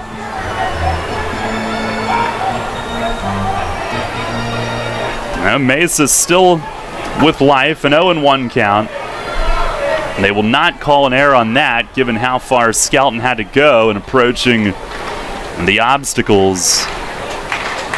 Now ready, the 0-1. And a swing and a high chop to third. Big hop Romero coming home with it. They get the out there. And a fielder's choice, 5-2 on the out at the plate. Bases loaded with 1 away for Telvin Nash. That's a rare opportunity these days where Mesa has not done damage in a run-scoring situation. Right, he's done it so much that you almost expect it every single time. He gets the bat on the ball there, but just not the right spot. And the Revs looking to cash in more. Nowhere to put Telvin Nash, so you can't really pitch around him. I guess you could, and it would only be 1 run coming in instead of potentially 4. But sure, that's not what Gervasio wants to do. Well, here we go. First pitch is in there, called strike. Down in the zone on Telvin, who tonight has struck out once, walked twice. His 11th game played since coming back. He has driven in 14 with 6 home runs so far. Gervasio ready. Here's the 0-1, and a swing and a miss. Fastball away, but raised a little bit on that one, 0-2. Chris Reed getting loose again in the Bees pen. Second time he's been up. That'd be for Mitchell and Burgess, who are 2 hitters away. Both left-handed. Gervasio ready. The 0-2. And a line drive. Caught it short by Conde. A laser, and he reaches to his right and snares it. 2 down. That's a really hard hit ball right there, and one where it's hit so hard, a lot of times fielders, unless they react right away in the right direction, they're not going to make that play, but Conde did. And made a nice grab ranging to his left there. And now Dotel with the bases loaded and 2 outs. 4-0 York. Nash just hit it in the wrong spot. Pitch was around the knees, went down and got it. Hit it on a line hard. Pitch to Dotel. That's over for a strike. Wellington 0 for 3 tonight, but he did score after reaching on a strikeout wild pitch early in the game. 0-1 the count. And the pitch. He swings, floats it toward the line behind first, but it'll be foul. Bouncing down near the tarp as Rosa from first gave it a look. No balls, 2 strikes. Revs in Sunday's game at Long Island in the top of the 7th had the bases loaded, up 4, could not score to extend it. But after that happened, they still had to get 9 outs defensively, being the road team. Tonight they need 6 more. As Dotel collects his thoughts for a moment, facing a former Bridgeport teammate. Now back in. No balls, 2 strikes with them loaded, 2 outs. Here's the stretch, the pitch, and he swings and hits one on the ground softly to second. Galvez has it, throws to first, and the Revs do not score. Had him loaded with no outs, a fielder's choice, a line drive out, and that one got in on Dotel and jammed him. He was trying to hit it the other way, but got tied up on it. No runs, 1 hit, bases left loaded, still 4-0 York, as we now head to the 8th. You'll always hit it out of the park with great Best Yet products from your neighborhood SureSave stores. Like party platters with $18.93 deli items. Team up Best Yet hot dogs with Best Yet kettle cooked chips. And get Best Yet 12 packs of soda and Best Yet Rising Crust pizzas at Sobel's Markets in Shrewsbury, Stewartstown, Whiteford, and East York. And at Nell's Market Fresh Foods in Spry. Facing a legal issue can be a frightening time.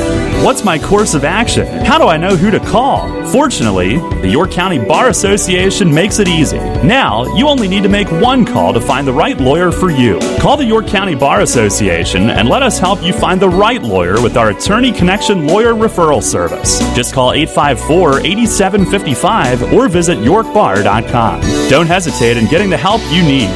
Contact the York County Bar Association and let us help you find the right attorney at the right time. You trust AAA to work at every mile. But AAA doesn't just cover your car. They can also cover your home. AAA Home Insurance protects every square foot. And when you add AAA Home Insurance to AAA Auto Insurance, you get more protection and more savings. Insurance that's not just insurance. Talk to your local AAA insurance agent today or visit AAA.com to learn more about AAA Home Insurance. Hi, this is Mark Mason. You're listening to York Revolution Baseball on the home of the Revs, Sports Radio 1350, WOYK.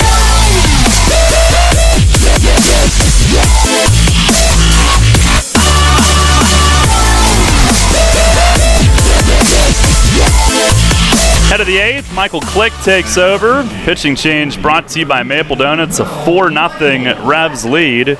8th inning is brought to you by York Dental Sleep Therapy. Are you tired of feeling the effects of sleep apnea or sleepless nights due to your CPAP? Dr. Bell may have an option to help you. Make your appointment today and let Dr. Bell help determine which treatment is best for your needs. Call 717-316-1299 or visit yorksleep.com. York Dental Sleep Therapy, 450 West Market Street in Hellam. Don't sleep yet, though, tonight. Revs still need to get 6 outs. And Click will face Jovan Rosa up first. He is 0 for 3 with a pop-up and 2 strikeouts. Now, Click, really the first relief outing in which he had any difficulty on Sunday. First pitch, it is a fastball over for a strike. And in that game at Long Island, 1 run on 1 hit, 2 walks. Really the only problem that he had, he got ahead of hitters, but he was having a tough time putting them away. A lot of foul balls and 2-strike happenings. Here's the 0-1. And a swing and a miss. Fastball there. He's got no trouble getting 2 strikes to start off this 8th inning. Rosa, Tuiasosopo, and Skelton.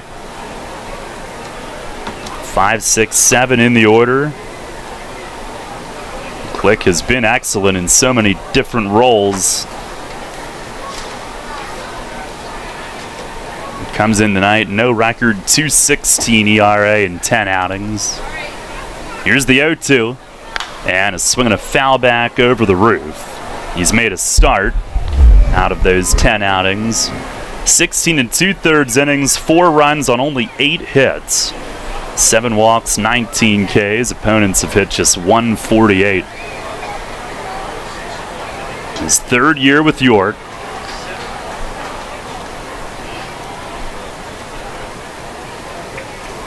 Now he's ready. It's another 0-2. And it misses down and away. Snuck off the glove of Diaz. Revs with 4 runs, 7 hits, no errors. New Britain, no runs, 3 hits, 2 errors. They did change that Casilla play to a hit.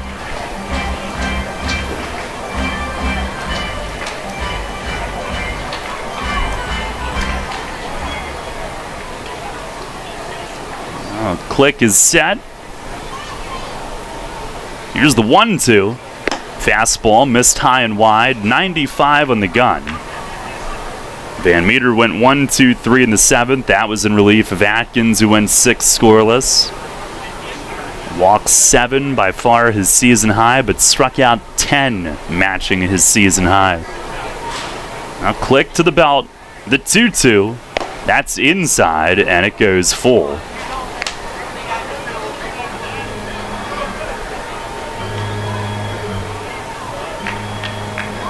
Keeping the leadoff man off base has been a difference maker for Revs late in games. And the other night in Long Island on Sunday when they blew that, 3 of their 4 relievers in that game allowed the leadoff man to reach, and things didn't end well. So up 4-0, it seems like a comfortable lead, but we know how quickly things can change. And right now Click just has to bear down and make a pitch on 3-2. And here it is. Swinging a well-hit ball toward the big wall and left. That'll hit it about halfway up as Mesa corrals the carom. Only a single for Rosa as he hits it off the Revs win sign on the newspaper out toward the right portion of the arch nemesis. Leadoff base hit.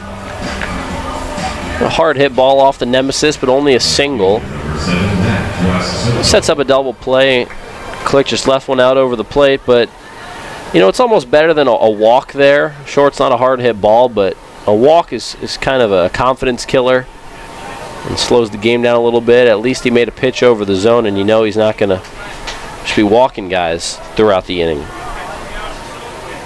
Here is Matt Tuiasosopo, who's walked, singled, and struck out. That is the 4th hit for New Britain. Pitch from Click, swing and a miss. Slider. Revs Baseball brought to you by Wolf's Bus Lines, the official transportation provider of the team. 4-0 the lead here in the 8th inning.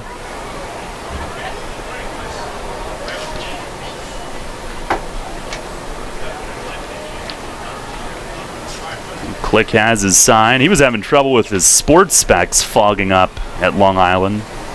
0-1, and a swing and a miss. Another good slider. Well, Tuiasosopo has yet to prove that he can lay off of it. He was a 3rd-round pick of the Mariners back in 2004. Of course, his brother's known for their football exploits. He's played in 155 Major League games with Seattle, Detroit, and Atlanta. 2 years ago with the Braves. Now Click ready. Here's the 0-2. And a slider darts away. This time Tuiasosopo does lay off. Now we managed to mention his brother-in-law tonight for more than just being his brother-in-law. Micah Owings, one of those 5 that now includes Mitch Atkins, who have recorded multiple 10 strikeout games in their Revs careers. All have done it in the same season. Owings did it 2 years ago. The stretch. Now the 1-2. And a foul tip back off the netting. It's pretty impressive. Mitch is still going to have a few more starts this season to try to be the all-time leader of double-digit strikeout games in a season. So that would be impressive, and I wouldn't put him past him based on what he's done. He's in line for his 10th win in his last 12 starts. It's incredible what he's done, and I think you can see it day in and day out when Mitch goes about his business. He was the league's first to 7, the first to 9, trying to be the first to 10. The 1-2, and a swing and a pop-up foul, back and out of play. The Revs a chance to right the ship from the bullpen tonight. Click still looking for his first out here in the 8th. He is 12 pitches in. As Rosa battled him full and got on. Tuiasosopo putting up a fight with 2 strikes.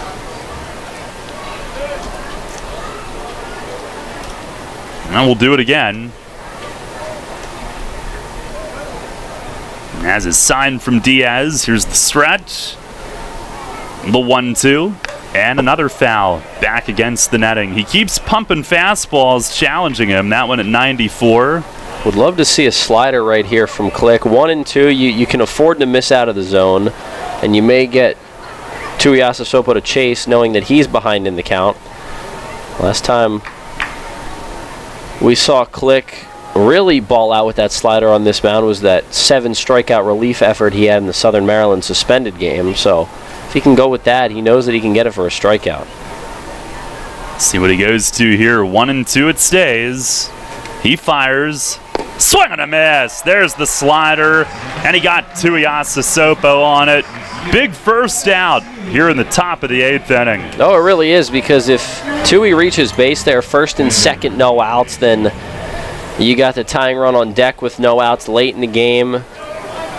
And you maybe start to get in the back of your head that this thing might not be over just yet, and it's still not, but you mentioned earlier counting outs. Right now the Revs are just trying to get those final 5 outs. Doesn't matter how they do it, but to do it without the Bees tying this game is big. So right now Click, come back after that strikeout and get another couple outs. Here's James Skelton. First pitch misses just outside. He has struck out twice tonight and popped up once. 4-0 the lead. 1 on with 1 out. Rosa the leadoff single that hit the arch nemesis. A Click eventually putting away Tuiasosopo. Down the stretch, here's the 1-0. And a fastball right through for a strike. We've seen fastballs, I think, at every speed from 92 up through 95 from Click tonight. Our attendance tonight, 2,875. Here on this Tuesday evening back home. Revs trying to start it off right. 3 games here this week.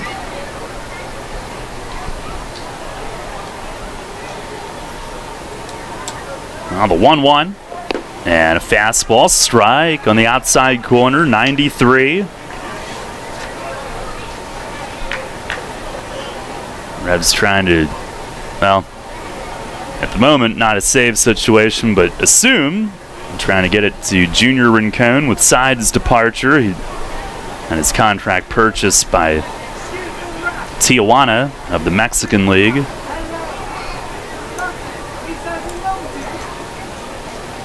That was yesterday. Here's the 1-2. And a swing and a high pop-up, left side of the infield. Castillo from short will take charge. Drifting to his left, he's got it. And that is out number 2. Tomorrow night, it's Sensory Awareness Night here at the stadium. Also, Rutter's Redemption Night. And it's a Kids Eat Free night with a voucher available at People's Bank Financial Centers. Then Thursday night, National Night Out, presented by UPMC for you. It's our celebration of National Night Out. Many of you may have gotten ticket vouchers on the National Night Out last week. Youth Hat Giveaway, presented by Chip to the first 1,000 kids. Get your tickets at YorkRevolution.com. Both games at 6:30. Here's Galvez. First pitch, he swings, bounces it left side past Casillas, sliding to his left. Trying to pick it, but it finds the hole. And Galvez with a single. Rose at a second. 2 on, 2 out. Conde coming up. And that makes Ford the leadoff hitter. The tying run now on deck. Big spot in the game right now, and Click has shown that he's able to work out of jams like this in the past, and to be able to get 2 quick outs after the leadoff single's big. Now he has to come back after the 2-out knock and get Conde. You don't want this thing to turn around to the top of the order. Well, Conde tonight, a strikeout and 2 walks. Ford on deck does have 7 home runs, as the leadoff hitter in their lineup has some pop. A 4-0 lead. Bees now with 5 hits.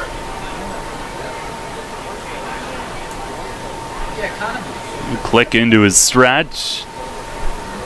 First offering, it is a little bit high. Slider missing. He is at 20 pitches into his appearance now.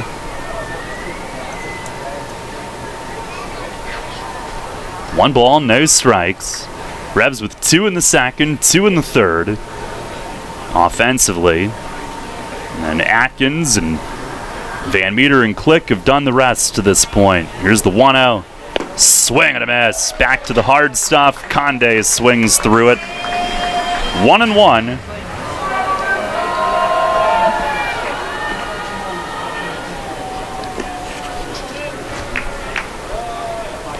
Click, who is deliberate out there. He gets himself focused. Before each and every pitch, he's got a pre-pitch routine. Same mannerisms, now set at the belt. The 1-1, and it is just off the corner away. And fastball had some late tail. Revs getting Ricardo Gomez up now as well. By the way, Mitch Atkins is trying to become the quickest to double-digit wins in terms of calendar date since Chris Cody back in 2013 got his 10th win before the end of July that year. Won 15 games, a team record. Pitch is a called strike in at the knees. Fastball poured in at the knees, 2-2. The Bees dugout didn't like it. Click trying to send this game to the bottom of the 8th. He just tugged on his glasses. I wonder if they're fogging again. He's got the straps, so they're right up against the skin. It's for support, obviously, when he's out there. Need the towel out there. Has been a muggy summer. It's one way to put it. Here's the 2-2. Swinging a looper to shallow right. Mitchell tiptoes in. He's there. Michael Click works his way through a scoreless top of the 8th inning. No runs, 2 hits, 2 men left. We'll go to the bottom of the 8th tonight. It remains a 4-0 Revs lead. Everything you've worked for may be facing a hostile takeover, but step outside the boardroom and look around. Not taking care of business right now could leave you dealing with a hostile takeover by crabgrass later this summer. And broadleaf weeds are just beneath the surface, ready to take their share of your turf too. Prevent hostile takeovers. Call Heritage Lawn and Landscape Care and give your lawn a good, healthy start this year. Heritage Lawn can apply crabgrass pre-emergent and quality fertilizer now to fortify your lawn for later. HeritageLawnandLandscape.com. World-class care right in your backyard. Presley Ridge believes that strong families are the foundation for strong communities. With compassionate and caring professionals, Presley Ridge offers individual, child, and family therapy in addition to foster care and other in-community services. To learn more about Presley Ridge and their impact on families right here in our community, visit presleyridge.org or call 717-845-6624. That's 717-845-6624. Money and business are essential to the strength of a community. So is cheering and celebration and music and fun. That's why York Revolution games, concerts, youth sports, special events, and more happen at a place called People's Bank Park.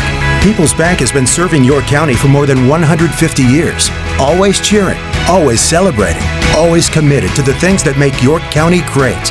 And to you having a great time at People's Bank Park.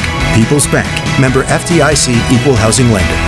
Hi, this is Enoel Polanco, and you're listening to Your Revolution Baseball on the home of the revolution, Sport Radio 1350 WOYK.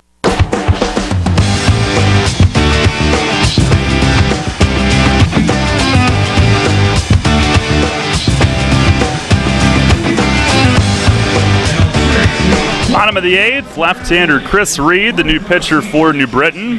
Pitching change brought to you by Maple Donuts. The Revs a 4-0 lead. Mitch Atkins looking to become the league's first to 10 wins. The Revs quickest to 10 since Chris Cody 5 years ago. And not only that, he is trying to win his 10th in the last 11 decisions. And his 10th in the last 12 starts. One no decision on that stretch. Here's Mitchell. He takes a curveball strike from the lefty Reed. Burgess and Castillo coming up as well. Chris Reed, 9 outings, 0-1, 3.27 ERA, 11 innings, 5 runs, 4 are earned. Now Mitchell with a gnat up near his eye backs out. He is 0 for 3 tonight.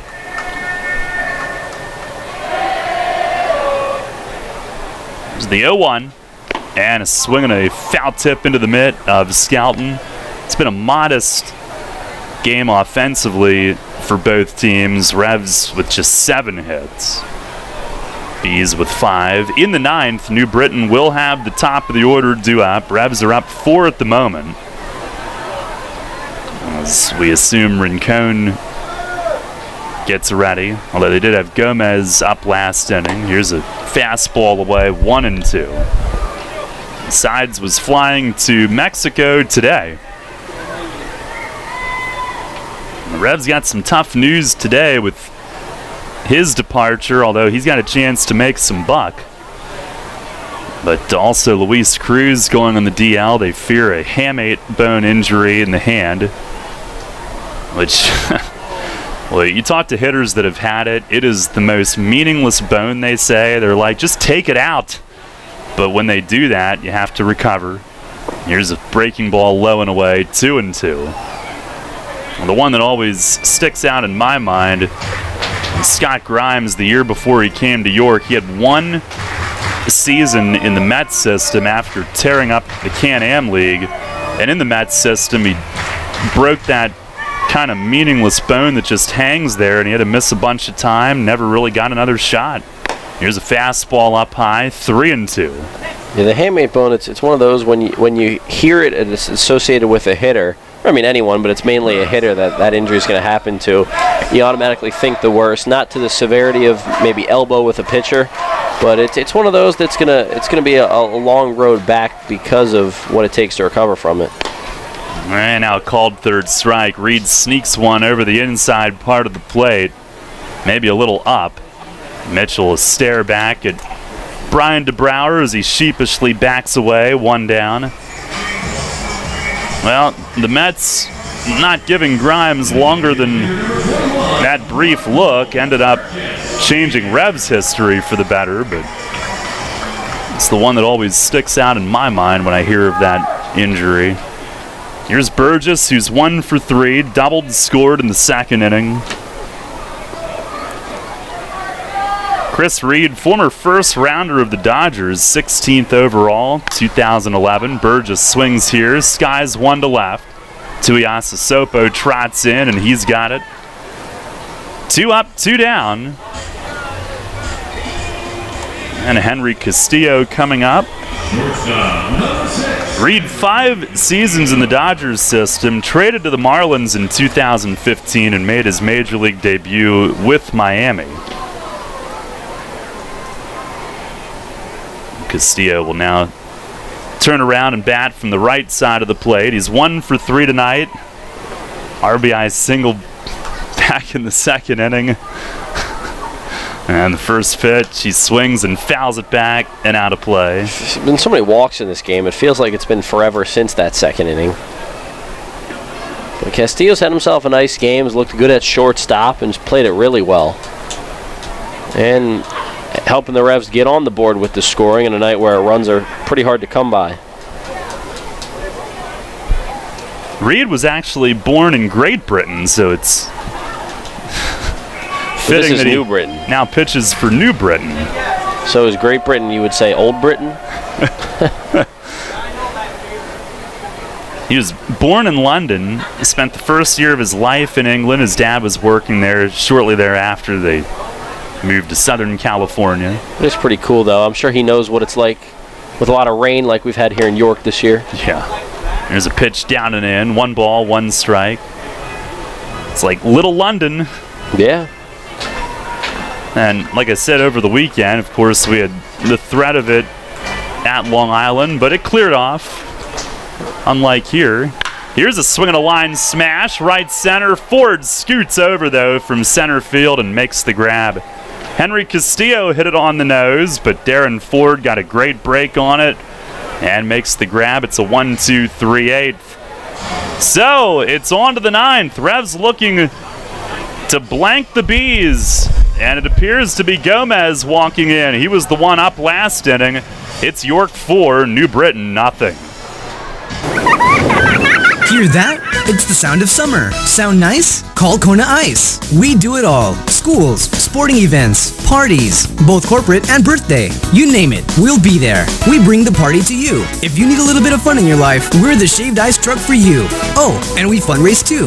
This summer, cool down with Kona Ice. Give us a call at 1-800-KONA-ICE or visit us online at www.kona-ice.com. Kona Ice. Flavor our world. Runners know the challenge. It's not the uncompromising weather. It's not the pounding repetition. It's not knowing how to dig deep as you start the climb of that last hill. For runners, the challenge is the discipline to keep running. Flying feet.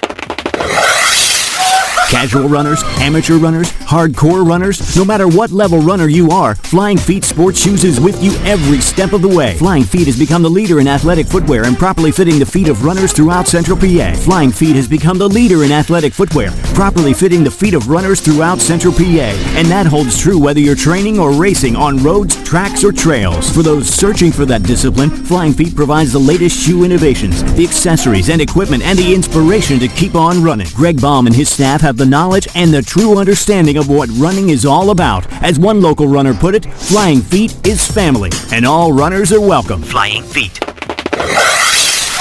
Flying Feet Sports Shoes, 1511 Melrose Avenue, York, just off exit 18 of I-83. This is Hall of Famer Jim Palmer. You're listening to York Revolution Baseball on Sports Radio 1350 WOYK. First in York, first in sports.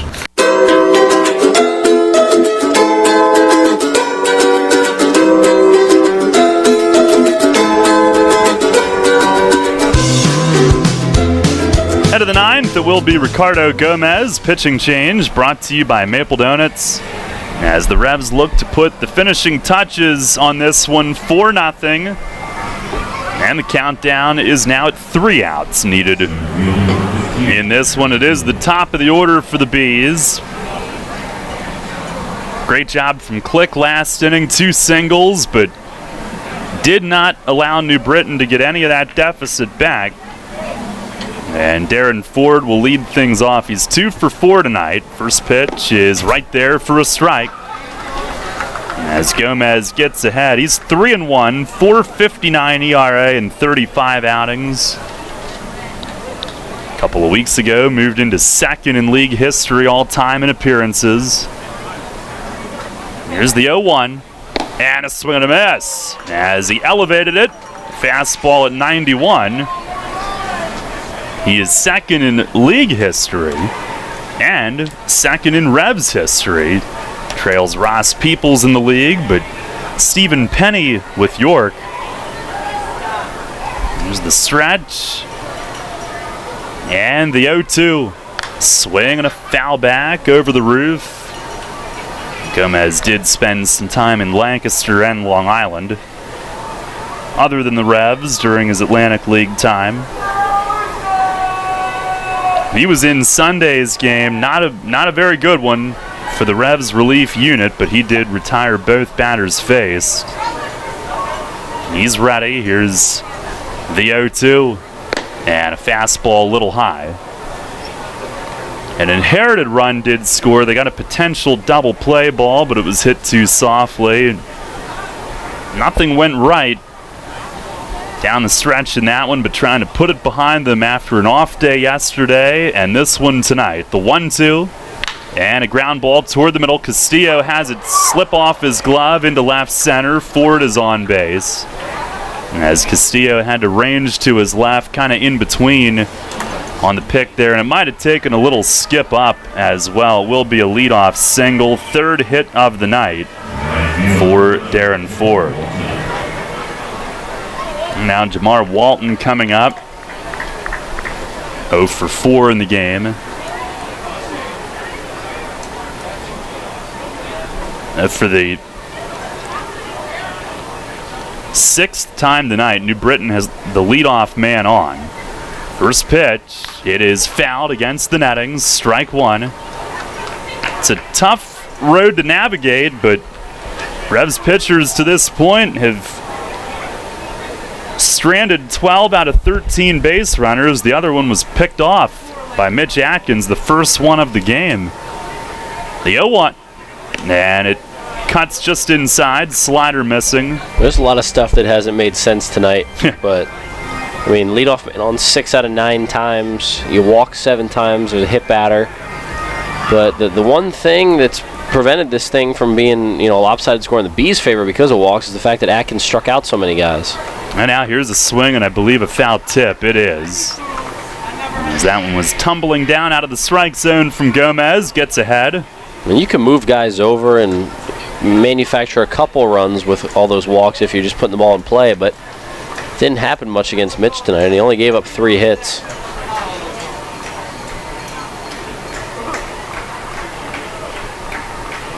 One and 2 on Walton. Here's the stretch. And Gomez fires. Swing and a high fly foul out of play to the left. 4-0 the lead. In the second inning, it was an RBI single from Henry Castillo that drove in the first. Another run scored on an error on that play. And in the third inning, Melky Mesa 2-run homer as he has stayed red hot. Another 1-2. It is just off the corner outside. Tomorrow night, Robert Carson for the Revs. The other thing about that ejection is Brian Miller has the plate tomorrow. Oh boy. Mark Hamburger for New Britain. That'll be good. Pitch is swung on and missed. Slider in by the back shin. It started in, and it ran way in off the plate, but Walton had already committed. He flails at it and comes up empty. Great pitch right there from Gomez. Pitch down in the zone, a pitch he trusts. Really needed a strikeout there and got it. And back to the whole thing with Carson, that ejection still just doesn't make any sense to me. That was unbelievable. Here's Davidson Romero. Double play could end it. First pitch is swung on, foul tipped behind the plate, a slider. It's a 4-0 Revs lead. Tyler Clark, bullpen catching tonight. He's walking back to the dugout, feeling pretty good about where things are right now. Gomez looking to finish it off this evening. The 0-1. And a swing and a pop fly. Shallow right center. Zoe heading out. It's going to be Mitchell in from right. Mitchell's there. Makes the catch. That's out number 2. Revs an out away from blanking the Bees. It'll be Gomez against Jason Rogers with 2 outs in the 9th. Last one's the hardest, but Gomez has proven in the past that he can get outs in the 9th inning and preserve leads. This will be a big win for the Revs. Rogers 0 for 1, a fly out after 2 walks and a hit by pitch tonight. Not a save situation, but Gomez does have 24 in his Revs career. First pitch is sliced the other way. Down the line in right field, fair, going into the corner. Might break up the shutout. Ford around third. He is going to score. Throw comes in toward first. It's cut off there. And Jason Rogers, first pitch swinging, lines an RBI double down the line in right. The Revs denied of their potential 9th shutout of the year. It's now a 4-1 game. Well, that's rough. I mean, not that adding another shutout win means anything. The Revs can still, come out of this with a win, and it's going to be just as good. But, just the fact that a shutout would have been cool and to lose it with 1 out or 2 outs in the 9th is kind of lame. But right now it's all about just worrying about the batter. And that batter, Jovan Rosa, as the slider breaks outside. Rosa 1 for 4. Rick making the announcement that seniors get to stroll the bases after the game tonight. Here's the 1-0. And a slider that bends in for a strike. Well, they can't run the bases if they want. I'm sure if they have to stroll just because they're a little older. I'm sure if they want to overachieve, yeah, that's true. They would be permitted to do so. I'm all for it. Gomez has his sign. The 0-1. Swing and a miss. Or that was 1-1, make that. A high fastball. And now a strike away from wrapping this one up. A much needed win if the Revs can get it. 1 ball, 2 strikes. 2 outs in the 9th. Tying run is on deck. Here's the stretch. Gomez fires. Swing and a foul back. That'll be up on the roof. And the tying run is Tuiasa Sopo on deck. Does have power. He's got 5 homers in a couple of months with their team this season. A little over 2 months. Gomez ready. Another 1-2. Fastball up and away. As Rosa works it even. This is his 20th game back from Mexico. Gomez the stretch. The 2-2. Swing and a foul again. Up over the first base side roof. Rosa had played literally just about every single game in B's history the last 2 years. This year was a Parata de Campeche to begin the season. Gomez again. The 2-2. Slider ripped. It is just foul. Down the third base line. Man, was that close. Plate on Brian DeBrouwer. Came out with the mask lifted. Pointed foul. That would have gotten the tying run to the plate, but foul by maybe a foot. Hard hit. 2-2 it remains. Miguel Gomez coaching at third. He did his job. He pointed fair, trying to buy one. Gomez ready, now steps off. And he'll back off and grab the rosin bag, taps it to his glove hand wrist a couple of times. 4-1 the lead, 2 outs in the 9th. He stares. And he nods yes, he stretches. Gomez another. 2-2. And it's down and away. Rosa lays off again, works it full.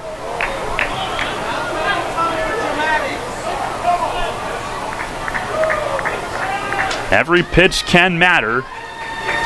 And Rosa's 1 away from potentially getting the tying run to the plate. Gomez trying to end it here.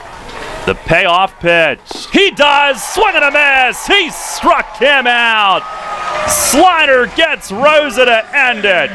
And the Revs return home with a much-needed 4-1 win over one of the teams they're chasing. They take the opener from the New Britain Bees. A 4-1 final. And the Revs ride 4 early runs in this game on the shoulders of Mitch Atkins and a much improved bullpen performance tonight.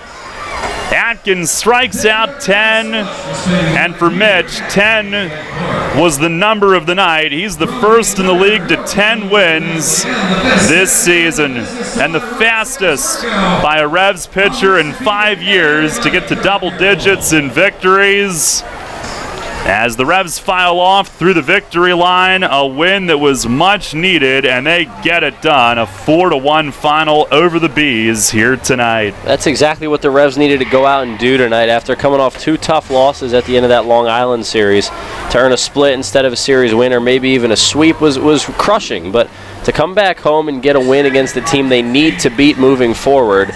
This was the first of 6 games remaining between the Revs and Bees, and at home specifically, they need to take at least 2 out of 3 in this series, and to do that tonight was a big step forward, moving forward. And you can't say enough about what Mitch Atkins what he did tonight. And for a guy that walked 7, to be able to not give up a run through 6 innings and come back and keep throwing his game was impressive. Not a lot of guys would have been able to do that. They would have lost their composure with walking so many, and things would have fallen apart, but not with Mitch, and he's the reason the Revs came out with the win tonight.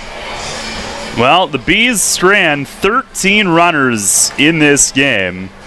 They do break up the shutout in the 9th inning, but the Revs held them at bay all night. Mitch Atkins clutch pitches to get out of jams all night. And it is a 4-1 victory. Final in the opener. We will take a timeout post-game from Peoples Bank Park. is coming up next.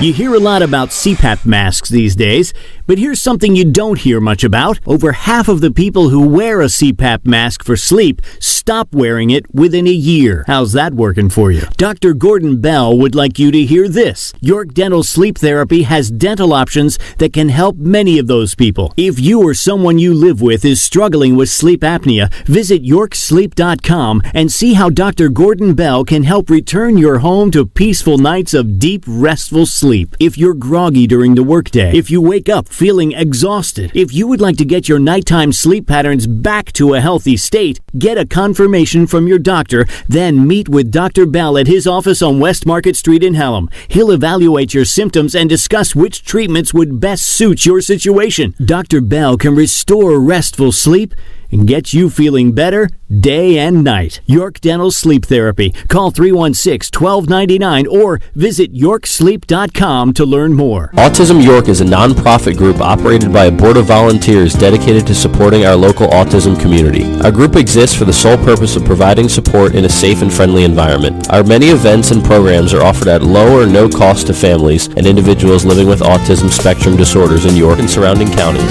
Autism York offers opportunities for families and individuals on the autism spectrum to learn, grow, and develop relationships that help guide one another through the shared journey. All events and programs are made possible through tax-deductible donations to Autism York. For more information or to make a donation to Autism York, please visit us at